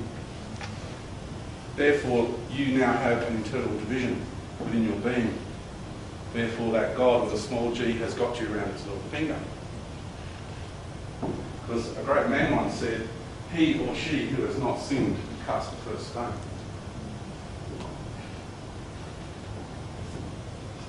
Yep. Just curious from a metaphysical point of view, what you were saying before about the chakra system and the endocrine system I find fascinating because I hate to think my metaphysics and kinesiology studies have been dictated in some grey construct. Now, you say you've disassociated from the chakra system. Not sure if you still have your chakra system or whether it'll still be filmed on Korean photographs or whatever. How did you do it? How did you go about it? And you also say that you found that people that did meditation wasn't very good. Yet when you're looking inwards, isn't that a form of meditation in itself? Like a lot of those things, we need certain chakra systems to understand. How can you say that that's a program? Because that's a whole different way of thinking now. Can you explain? It is, yeah. It is a whole different way of thinking. Excuse me. And the chakra body and the endocrine system is designed to assimilate you and attune you into a specific set of frequencies. So you are being attuned into the domains and the paradigms which are that frequency. So what you need to do is do your homework, I suppose, one way of putting it. Ask the right questions, like if you're dealing with angels or ascended masters, ask them. You know, and one big more thing to do is with force and intent, you say, I command you reveal your true identity. Do that. Anyone who's dealing with angels and ascended masters, command them to reveal their true identity. You might not like what you see. And if they morph into a beautiful bird or something, ask them again. And they morph into something else like a beautiful cat or something, ask them to morph again. And if they keep dodging their true identity, because that's what they're doing by doing that, the moment they do that, you've got them. You're not dealing with a true angel. You're dealing with an entity which has the facade of an angel. How did you know you were disassociated from your chakra? Okay, from the chakra body, because I commanded it and actually felt it. I felt myself disconnect from it. You still got it, Brad? No, I don't have it. So I don't if have I showed you it. the photograph, you would not have any of those. Well, I've got 4 auric photos and none of them show any chakra body. Really? That would be interesting. Yeah. But how did you manage that, given that you said earlier that we have no free will? Okay, so that question is, this is the fine balance between understanding that you don't have free will and still living the experience of this life. It's like my decision to, okay, I'll define a decision. What we define as decision making, sorry to turn off that here, what we define as decision making is actually our ego coming to terms with the change occurring in our life. So we think in an egoic sense that we're making a decision, makes us feel better. But really that change is always going to occur in that moment in your journey. I'm having trouble grasping. You seem to be contradicting yourself to me. Yeah, I get that a lot. Yeah. And on that note, a lot of the things that you're talking about as positive things sound very New Age to me. Very much concepts and belief systems that New Age people would subscribe to and do subscribe to. You contradicted yourself about reptilians. You initially discarded them as all pretty shonky negative beings, and then a little while ago you actually said, oh, there's some good and some bad. Well, I've always said all along, if you look back through my seminars and my interviews, which I haven't done because I haven't read anything. I've always said all along that we mustn't be racist, and that there is good and bad in every race. Yeah, well, that's what I was thinking when you were saying that earlier. I mean, I've had very positive, really, really positive, loving interactions with reptilians. I don't find myself threatened at all. And my assumption, I've heard lots of people who've had negative experiences, and my assumption has always been, well, they're probably like human beings, there's good and there's bad. Well, I've talked about the blue dragon clans, that have, which is what the consciousness of the Divine Feminine has made agreements with, which has helped manifest her Lady Gaia personality, which is the crust and the natural environment. So the blue dragon clans are working with her to work with her to create this reality and help to maintain it over hundreds of millions of years, if not longer. So I'm still trying to work out how, if you totally believe, I mean, you haven't, one imagines, had your pineal gland removed. No, it's still there. Yeah. I just So- choose not to function through it. Well, maybe you choose to believe that you aren't functioning through it. Is what I'm saying to you. I just, I'm not trying to be difficult. No. I need to understand how you can say on the one hand that we're being totally controlled and manipulated, that everything's pre-programmed, and on the other hand to say, I've divested myself of that, or I'm in the process of divesting myself of that. Yeah. Because my logical brain, which is talking to me while you're talking to me, is saying, well, okay, if I accept what he's just said, then I have to accept that this goes on at least until I die, and possibly through incarnation after incarnation, or through every alternate lifestyle, whatever, or life cycle, whatever it is. I'm just, I don't think I'm a stupid person. I don't think I'm a person who's asleep or dead. I'm really having trouble understanding what you are trying to say to us and why. Okay, what I'm trying to, the information I'm giving you is coming from a multi-dimensional perspective. So when I talk about the experiences down here and the decision making we do from down here, that's coming from the experiential ego. From up here is the higher self realm. Everything that happens down in the cosmic arena down here has been orchestrated from up here. I agree. So you and I have no problem with any of you that. and I agree with exist side by that. side here, and for example, you and I agreed that at this point in time in our lives we were going to have this discussion here today. I don't disagree with that. I So accept therefore, you and I, George and what's your name? that. Maureen. We didn't create this moment. We're experiencing this moment. We're living the moment. I agree with that. 100%. Yeah. So that's why we don't have free will. No, you see, But ego doesn't like the fact that it doesn't have free will. no, well, see, I don't see those not having free will because, I mean, there are things that you've said that totally resonate with me that I've thought, yeah, that's, I'm pretty sure that that's reality. And I don't have a problem with any of that stuff. Yep. Or the idea that we're living different lives in the multiverse. Ever since I was a child, I've been very acutely aware of that. But Yeah. I don't see that it's like, whether or not you believe in fate or destiny. And, some people will say, well, if my life is predetermined, then why should I bother doing anything? I could just go on and do whatever I want because it doesn't matter anyway. And that's what was always going to happen. But we are talking about our higher consciousness, Yep. our pure soul essence, and the decisions that it is making. And I certainly feel very strongly that as that higher consciousness, I did have free will to make that decision, to be sitting in this room today having this conversation with you. Yeah, from up here, from down here, like this created this. So from down in this arena, this part of you feels like it's got free will.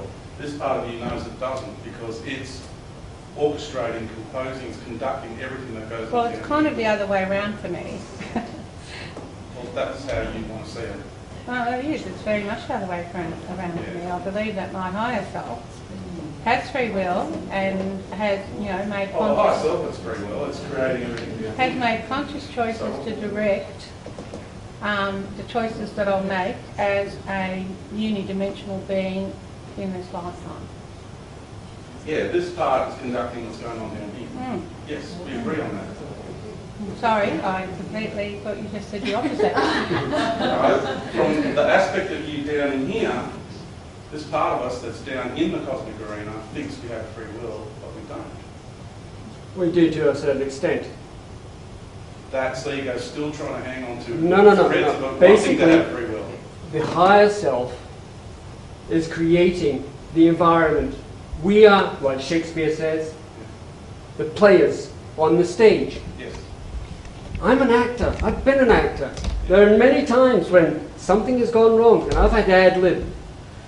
We're ad-libbing Well, on a stage if I can that is explain set. If I can explain this way, when you connect with the higher self, the higher essence, you get flow happening. And it's just like a fountain that pours forth, and you move through this reality with just this flow.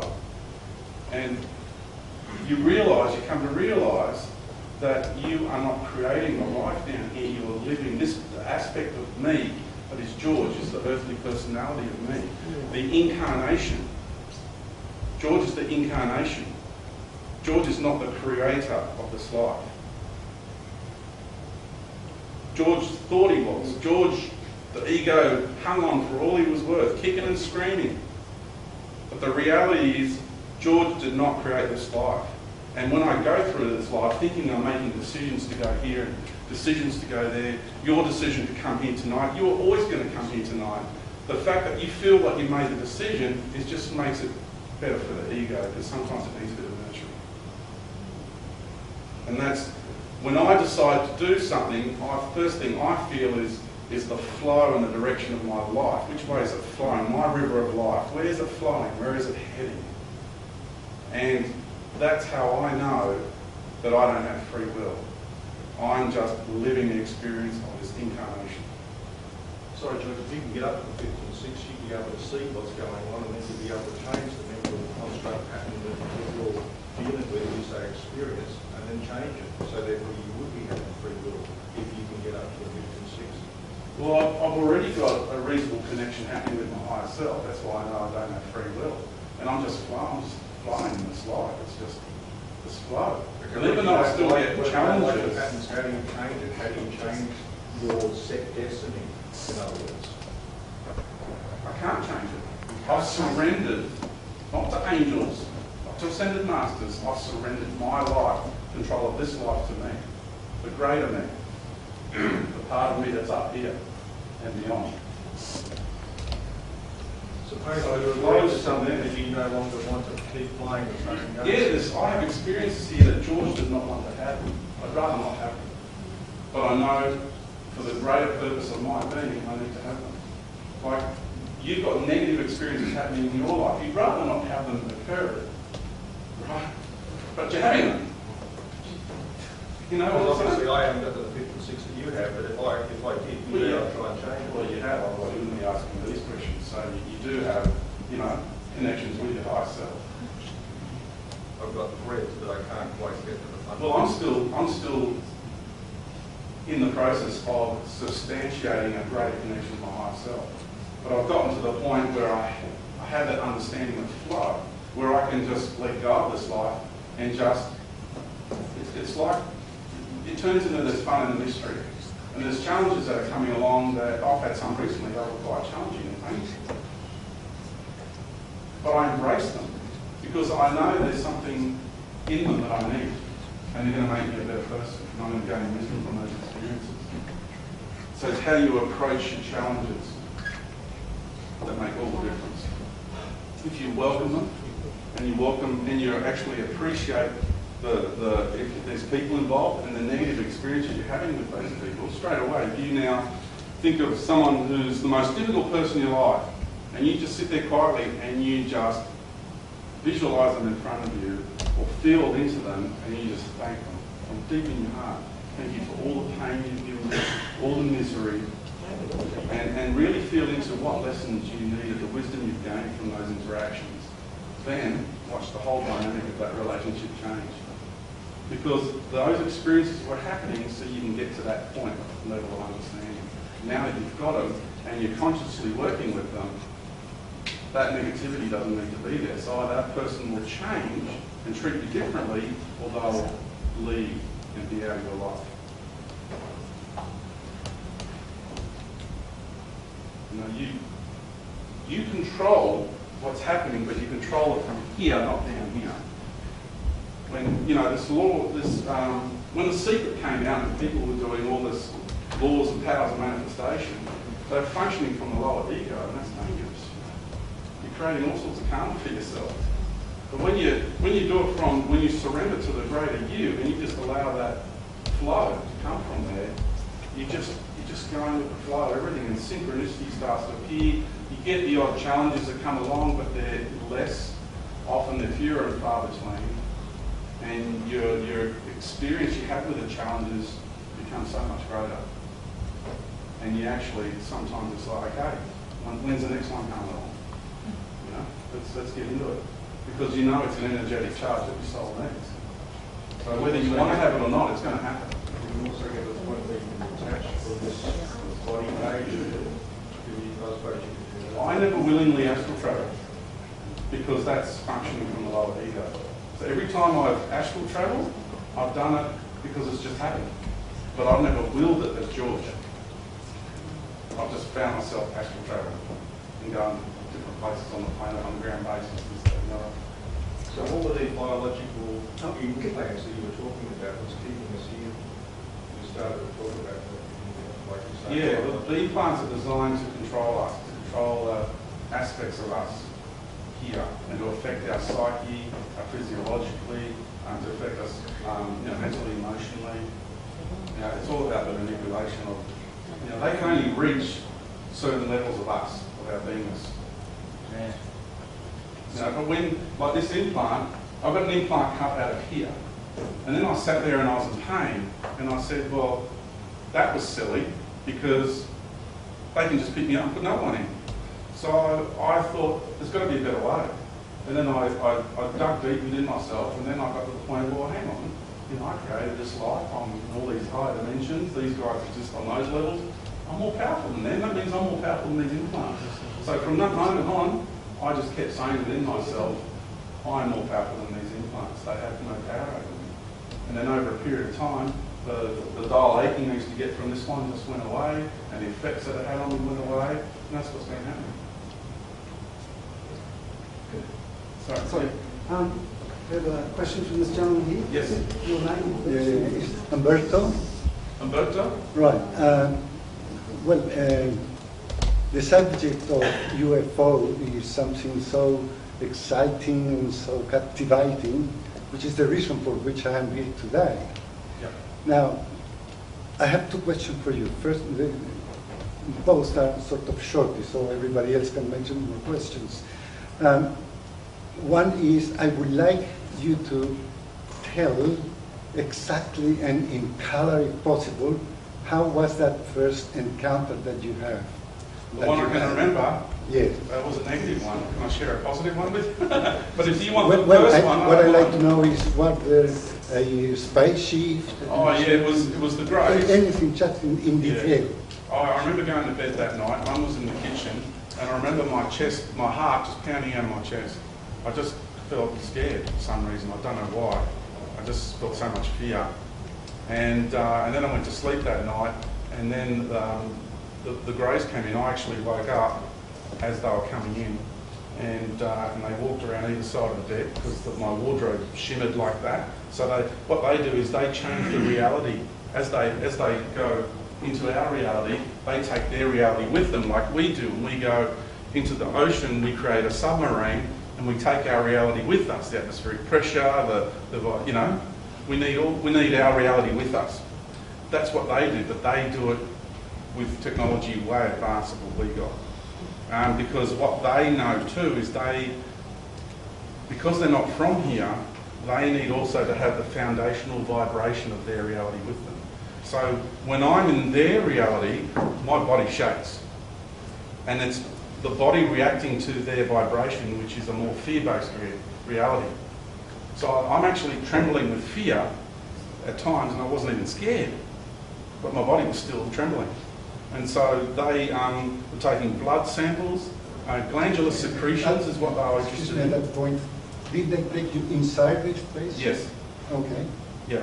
But what happens is the process of being taken into the spaceship, usually you'll blank out in that process, and then next thing you know, you're awake and you're in a room and they're standing around you. The bench was like a stainless steel bench. It was hard, it was cold. It wasn't very nice at all. And they were probing, and they were sticking needles here a lot.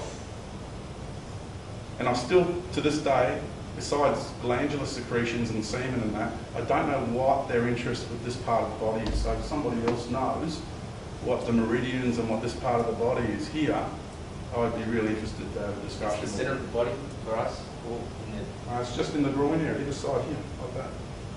the Even up until a year ago, I was still getting taken and having needle marks. You know, they're always interested in this area here for some reason. Which sort of faces these? Oh, that was a greys with the almond eyes, and they were about this tall. What colour? Grey. There's any purple? Have you got Now any- the ones from the moon are smaller again. They're about this tall. They have round heads. They have pupils like us, but their eye sockets are round. They're not elliptical. No picture? And no. Speak your mind. Yeah, skeptics say to me, why don't you take a bloody picture? You know, like, hello. They just don't get it at all.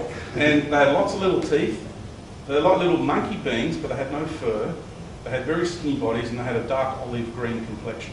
And they're the little worker guys on the moon. And there's, you know, the tall draconian lords. You know, there's a show called Atlantis, Stargate Atlantis, and they've got these beings called the Wraith. That is exactly like the Draconian Lord with the long flowing hair and the black overcoat. That's exactly what the Draconian Lord on the moon looks like. My land. But our body better than people's. My second question, since you just touched the moon again, precisely I'd like to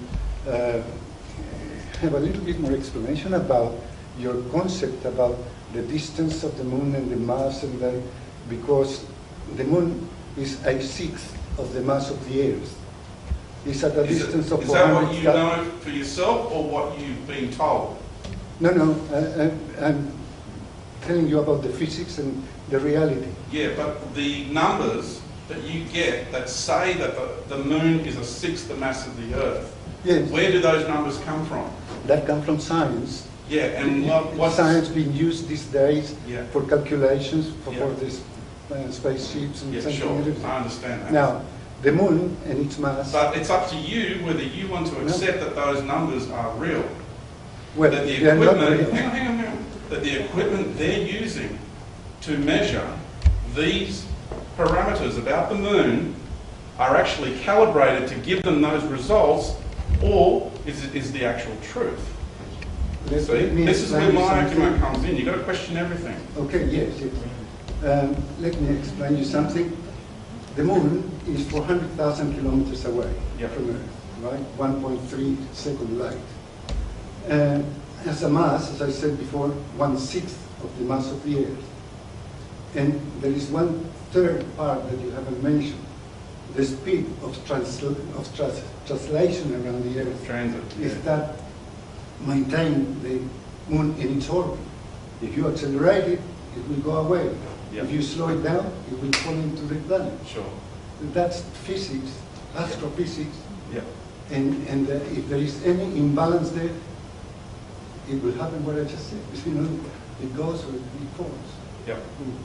So, what is And those the point? calculations are based on the numbers that have been given to the scientific community.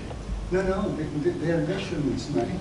Likewise, the It's Earth like is we at have, that distance let me from the explain sun. like this. We have 12 strands of DNA, but our science can only see 2. Why? Sorry, I didn't understand. We have 12 strands of DNA. So why can science only see 2? And why do all the DNA, Three. why does all the DNA codes that interact with the outer strands, why are they called junk DNA? And You've got to understand that the the, physics of it. Yeah. If the moon was too close and not at the speed around enough to stay there. I understand what you're saying, I do. But then all the calculations Yeah. and the calculations of the mass of all the other planets are done through astrophysics, and it's not terribly complex, really. Yeah. It's a matter of learning the formulas, and then you will find out that it's very, very accurate. Well, and not being inaccurate. There's also plenty of scientific evidence which shows that the moon is hollow, that when they put radars on the moon, that it echoed. In fact, the scientific reports say that it rang like a bell. And so there's plenty of scientific evidence that says otherwise as well.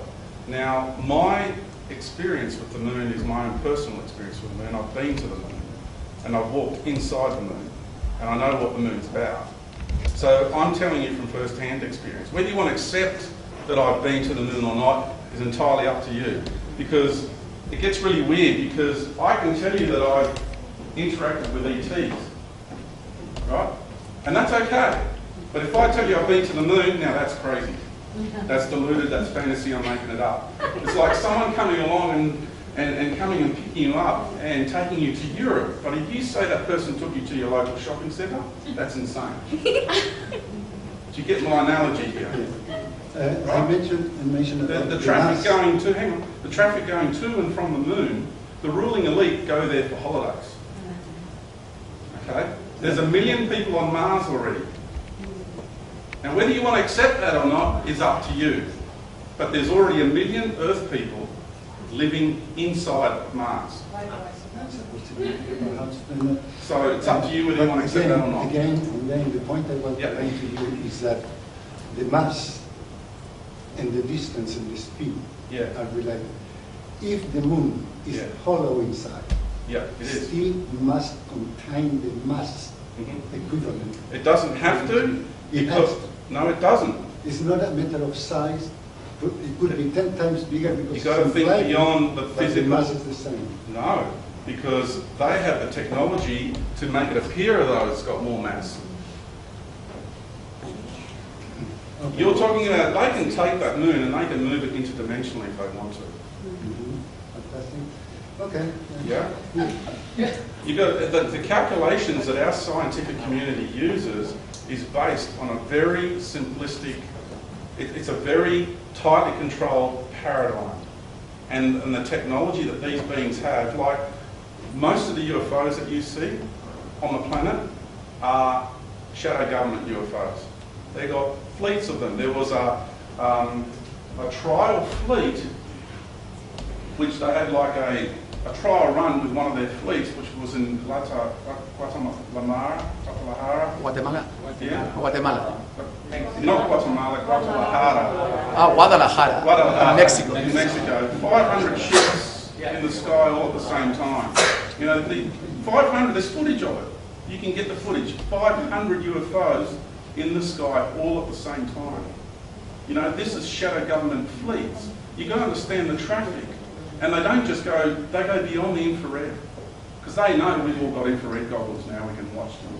So now they've learnt that, so now they've gone further into, you know, a slower light spectrum, you know. And they can go interdimensional too, into other frequencies. So you've got to understand the technology that they've got. That moon is held, it doesn't have the mass you think it does. And it's held in that orbit using very advanced technology.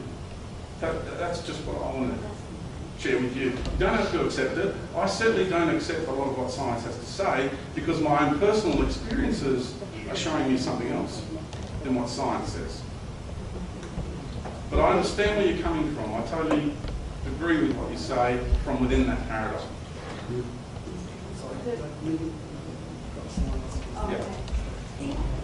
And George, you could talk a little bit more about the Ascension in 2012, that would be great, and also your views on what will happen with Mother Earth in March 2013.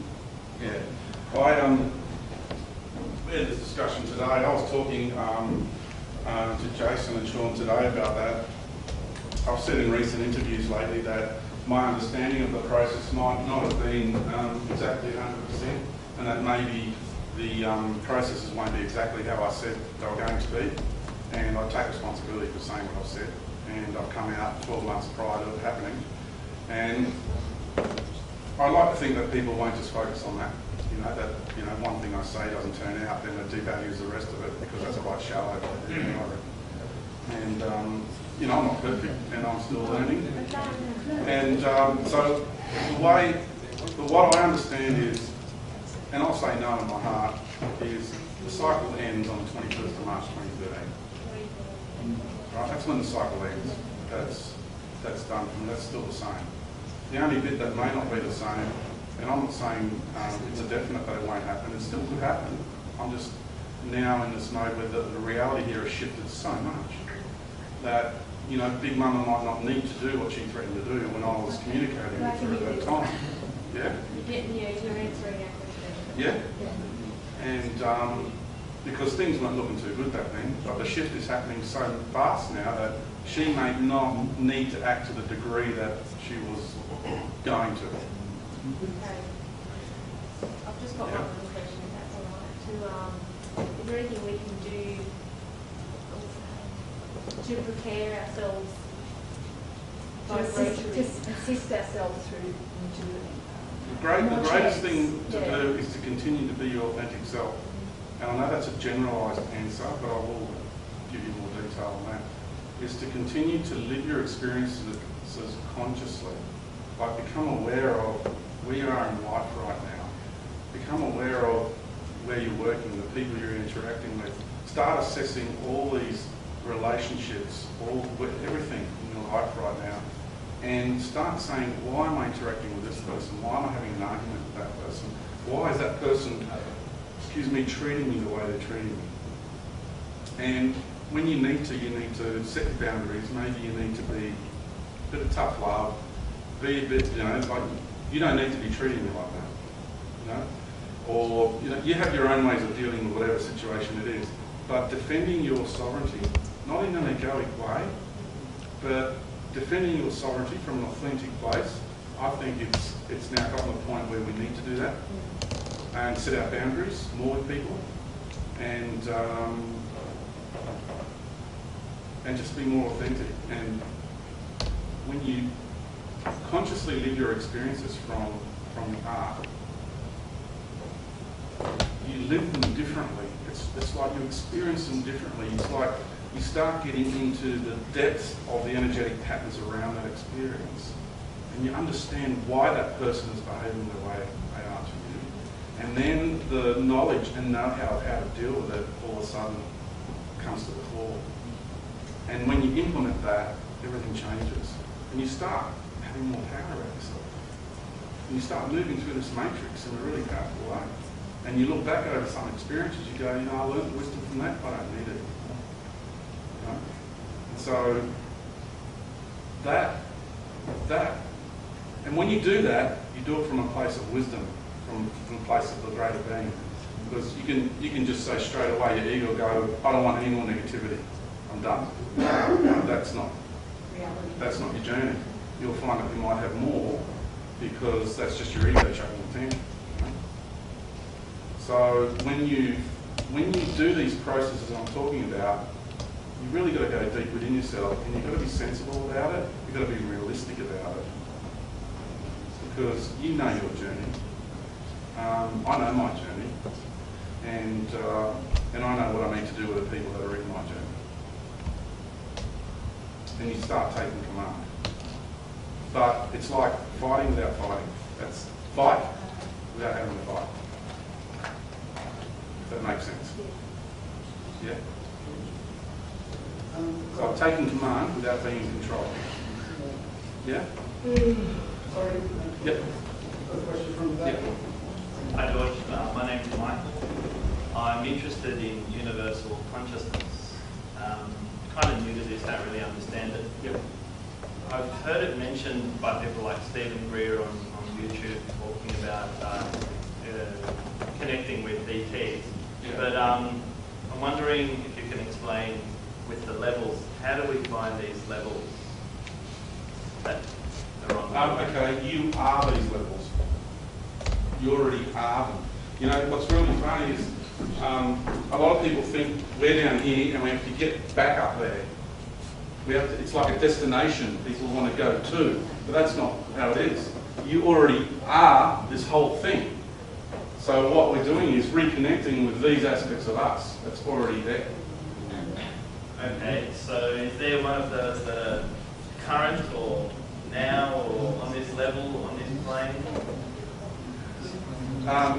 This aspect of you is here, and what we're in the process of doing is reconnecting with, are you talking about like in all these aspects in the other galaxies and all that? Not really sure what I'm Oh, asking. okay. Well, just keep it simple to begin with. It's really important to keep things as simple as you can. I know I've talked about a lot of different areas in such a short space of time, but if you just, the simplicity of being authentic, just being you and honouring you, wherever it takes you, if you need to go and be, now the positive white loving lighters are not going to like this statement, but if you need to go and be a drunk on a park bench, or you need to go and join a dark cult society and deal with demons, and that's your path, that's good for you. It's not good for me. Do you know what I'm saying? But if that's the experience you need for your soul, because it's about balance, right?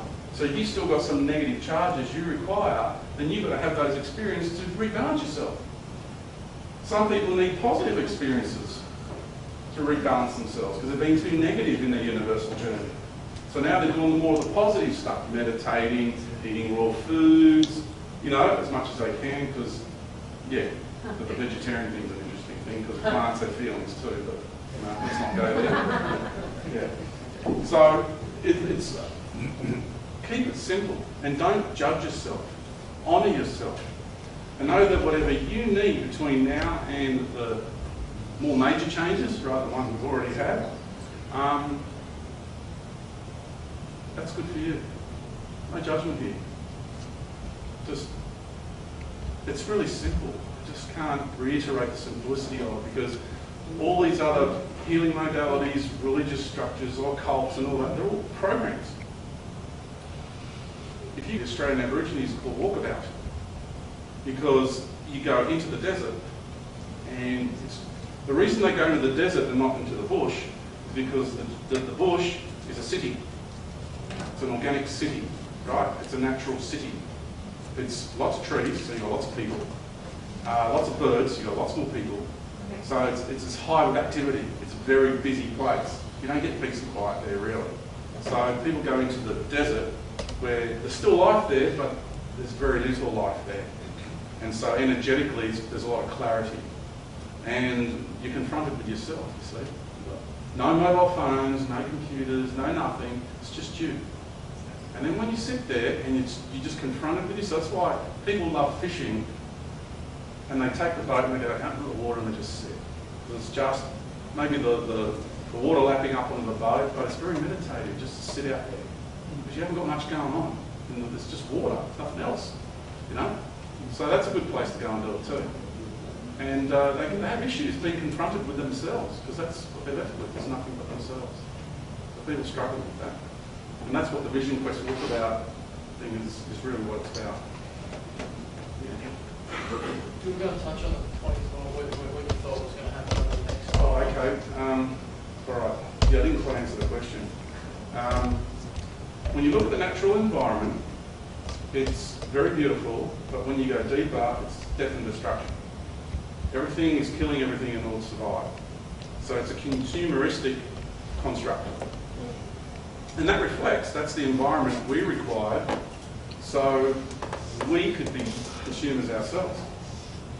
So the natural environment has been facilitating what we wanted to become, and that's barbaric and consumeristic. So now, as the vibration is changing, there's a need for the natural environment to change. It can't stay as it is. Because a lot of people think ascensions, we all turn into love and light and we all love one another and we go into high technology and that's it.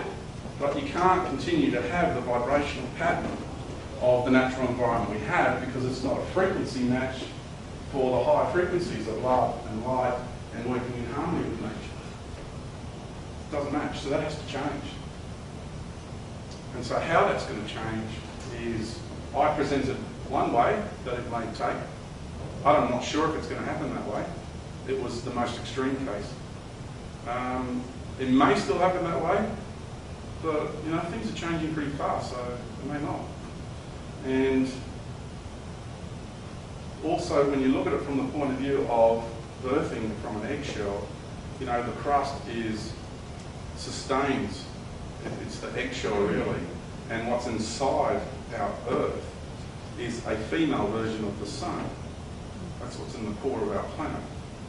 And that needs to expand eventually. So when that happens and how it happens, because people think just on the 3D level, they think, oh, we're all going to die, no, it's not like that. Because as we change frequency, we go into higher frequencies, so we won't be on the level that takes place. Yeah, what I've been explaining is from the 3D level, from down the 3D level, you know, down these levels, and even some of the fourth dimensional levels, people will view that mechanical process and think that the world has died or the world has come to an end. But if you raise your frequency and you move with Mother Earth and you metamorphosize with Earth Mother, then you won't experience that stuff at all. Because you'll be in a high dimensional plane. Yeah? Because there's also the theory that Earth is going to split into two realities. I still don't agree with that. I don't feel it. It could happen. I could be wrong, right? I've got no problems with that. But I don't feel it from the point of view is that I'm ascending, so I don't want to leave an aspect of me behind, George, because I'm ascending, right? So I don't want to leave an earthly aspect of me behind. So I don't see Mother Earth, if she's going to ascend, then she's going to leave the part of the sun behind. I just don't. See, I don't want to split in my path. And I know our journey is symbiotic, so I don't see her wanting to split either. I like to see that, you know, I feel that she's done with all this sort of stuff. But I could be wrong. Yes? Question? Yes. I work a lot with crystals. Yeah. I often feel Mother Earth, what is your perspective of these things in mind? When we can also see benefits that they can bring to the individual. When you said my perspective on these things being mine, yeah. Oh no, the crystals are living beings. Yeah. I've had an interaction with the collective, like the High Council of the Crystal Kingdom, and because everything's a reality, everything's consciousness. So you have your mineral kingdoms, you have hierarchies, you have civilizations within them. You know, we look at a rock and you just think it's just dumb rock, but it's not like that. They're living beings, and they just, you know, and they're aspects of us. I mean, you know, it's consciousness experiencing itself in that format. Yeah, it's living. So, yeah, crystals are living beings. But in terms of, you know, people often ask me, you know, how they mind people who are doing this. I'll tell you what, the crystalline community is having problems with. They're freaking, there's a part of them that's freaking out with ascension. Now, I know this might be out there for people, but we're talking about a crystal, right? Think of it as a community. Anyway, what they're freaking out about is they're in mathematical construct. And what we're moving into eventually is beyond mathematical construct. So they are absolutely freaking out because they've got to let go of their rigidity. Yeah? And it's not a joke, it's they're having problems with it. Yeah. Talk to them about it. See what you think of that. Yeah. See how they feel about that. But that ties in with what you said before about ascension. Yeah. The Mother Earth, I think it's mistaken. I don't think it's wiping off into some, you know, this experience, this physical experience, to do that is part of the specialness of life. Yeah. Why should it be seen that we're the same level? Do you know what I mean? So in terms of the mathematical work that explains everything, it's here to stay. Well, mathematics is a language. So, with my intention, with my intention, I would manifest this, right? For example.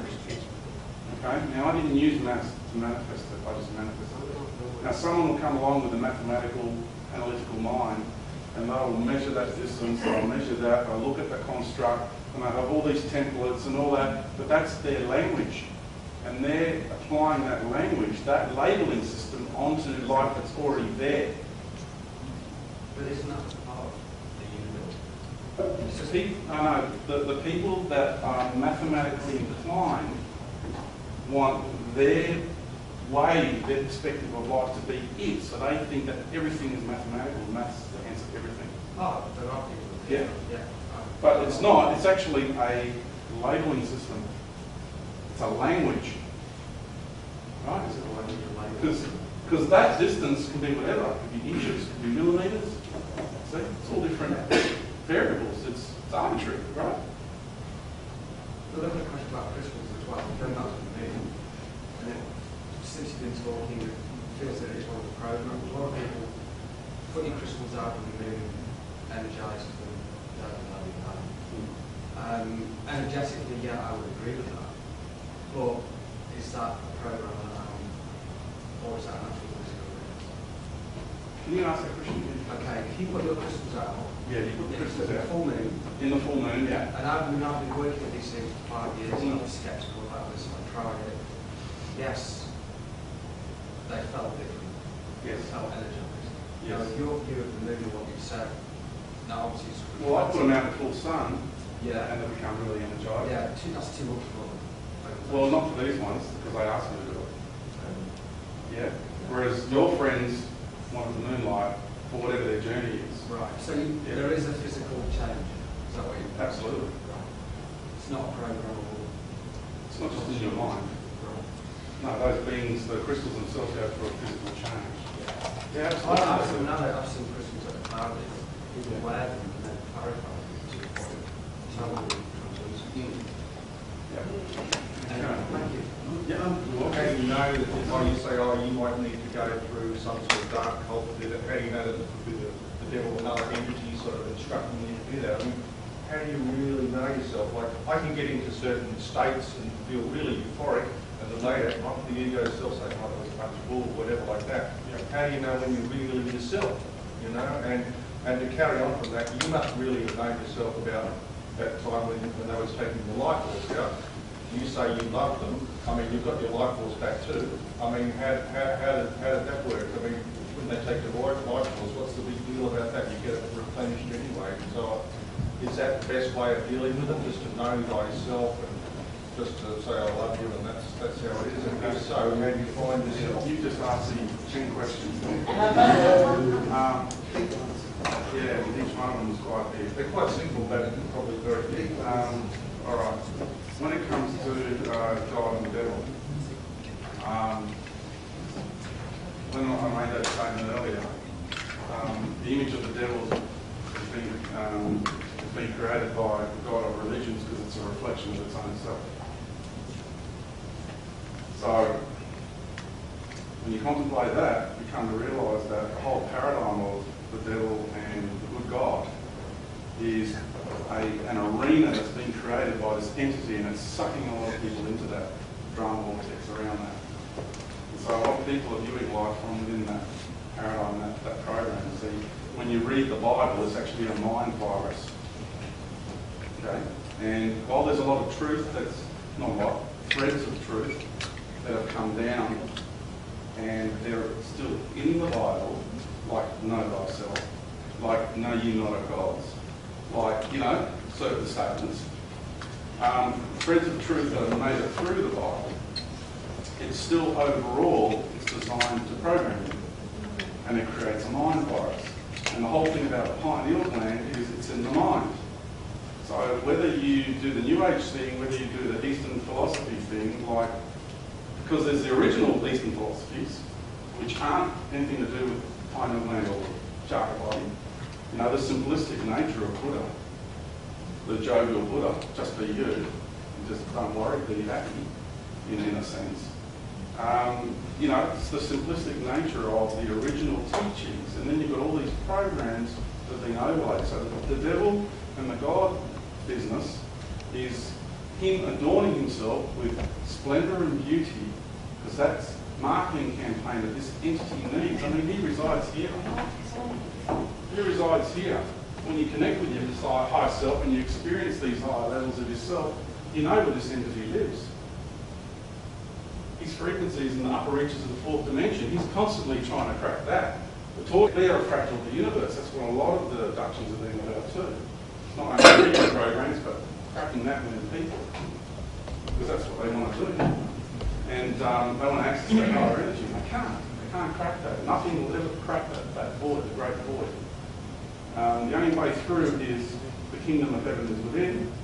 Sorry to use religious terms, but again, threads of truth. The kingdom of heaven is within. The New Jerusalem is this, in here. This is Solomon's temple. It's not bricks and mortar in the Middle East. This is Solomon's temple. You know? That's the reality of it. And you get to see the game of religion for what it is.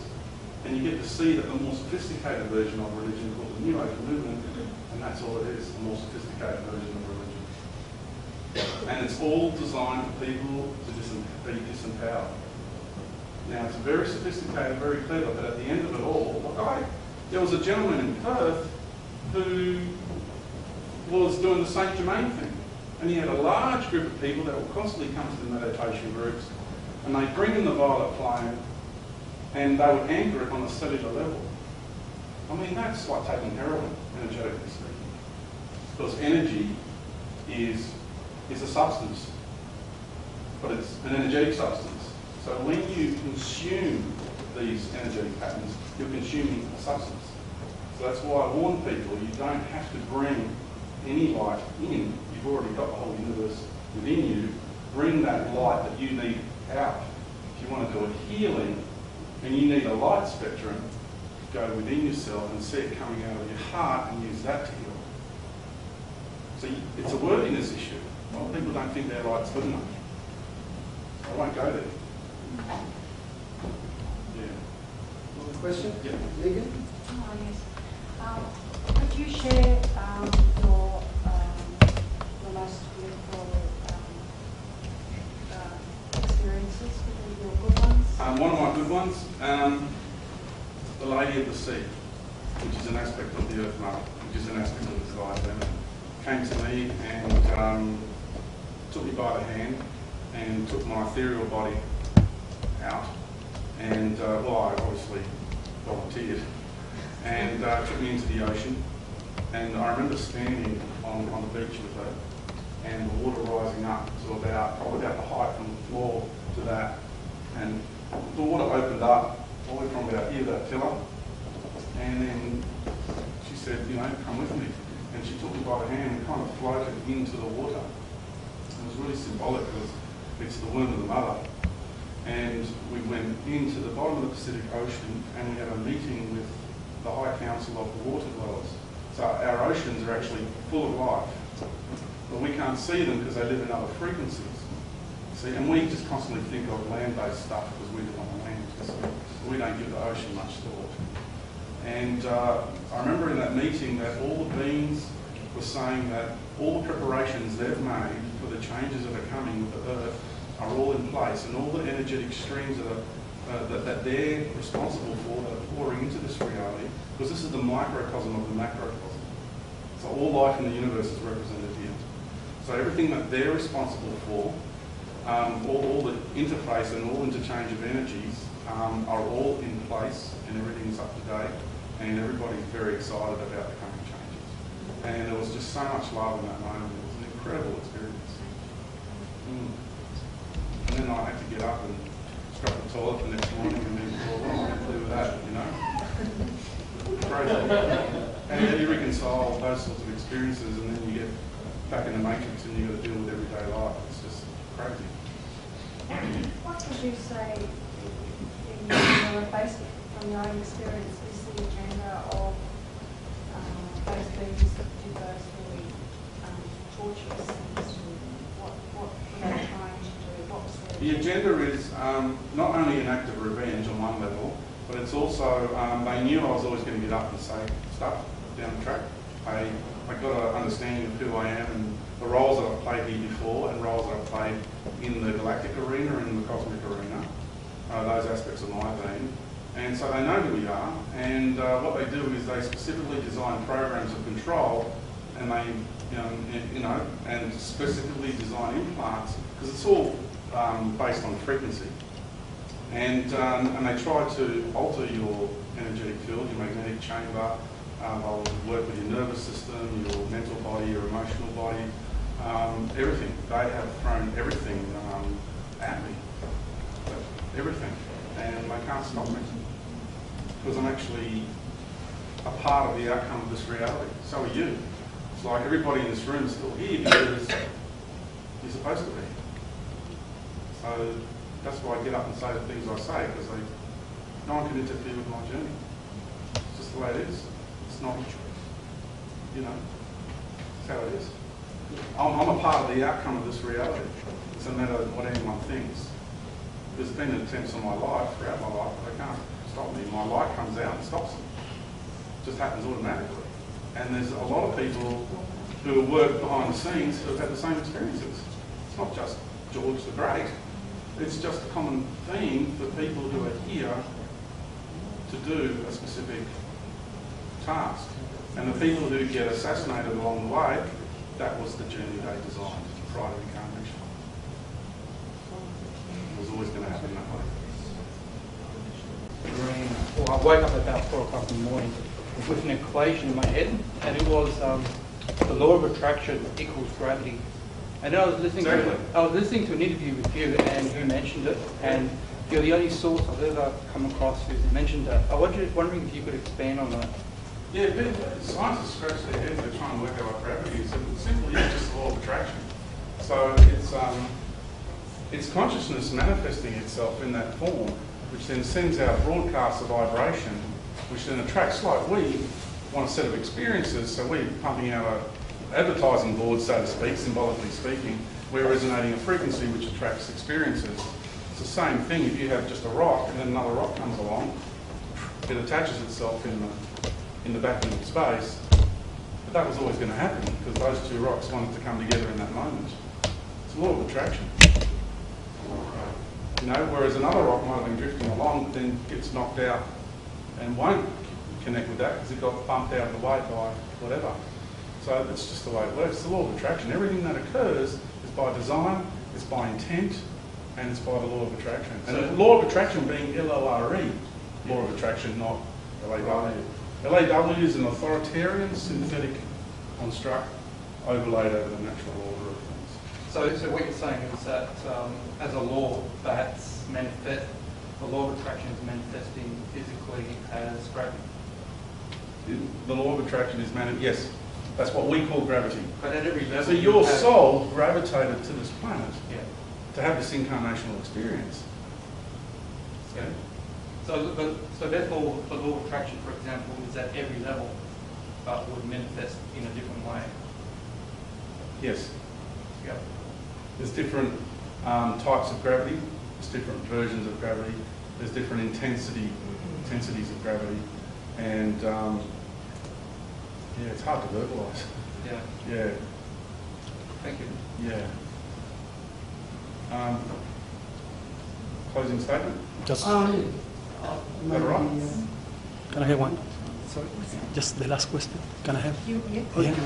George. Yes. Just the last question. Yes. About what is your personal opinion about the role of this Galactic Confederation and now the Andromeda Council, and so many stuff has been, information was being in the internet everywhere.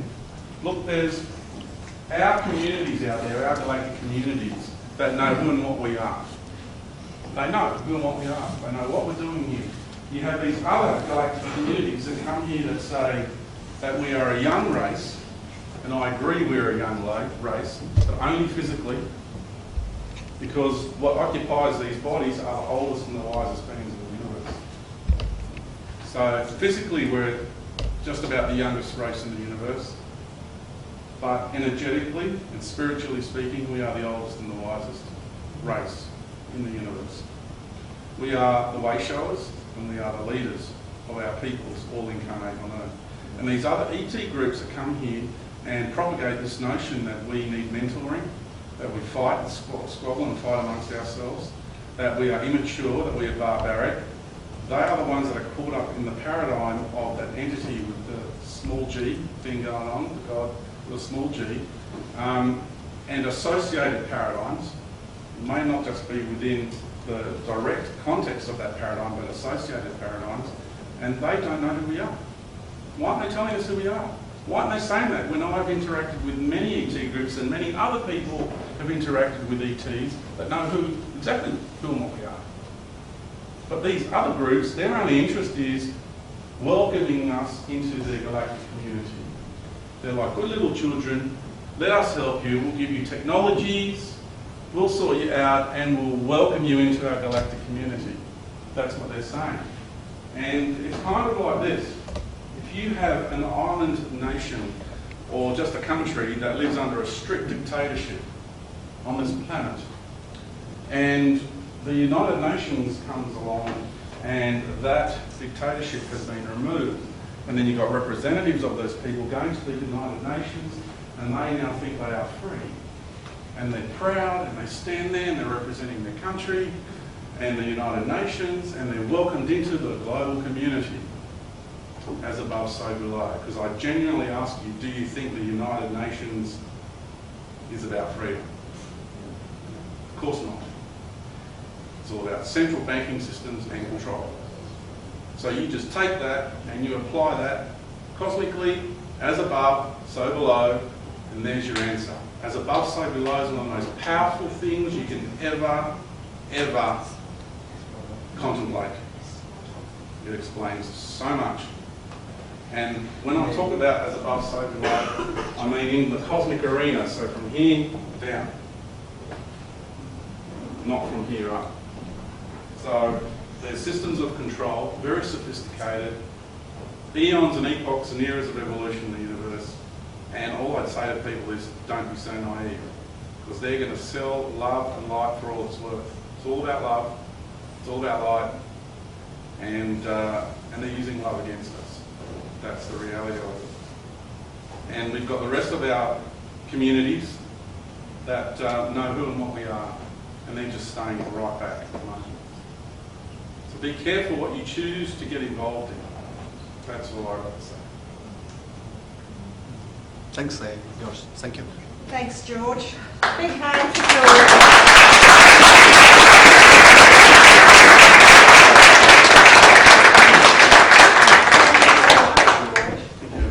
That really was a very powerful presentation. I don't know if you felt it as well.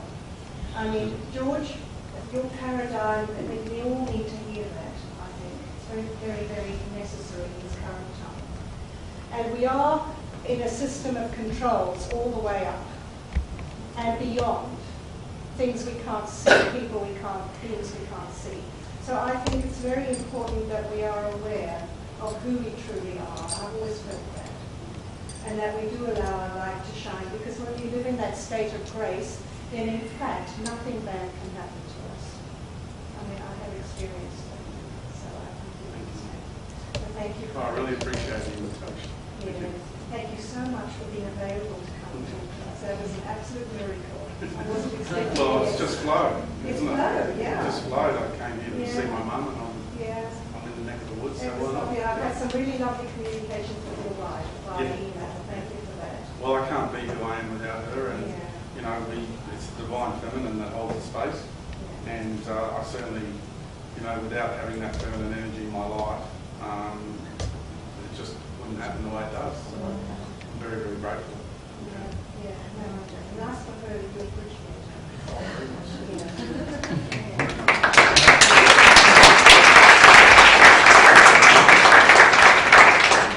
The restaurant, we are going to go to those who put their names down.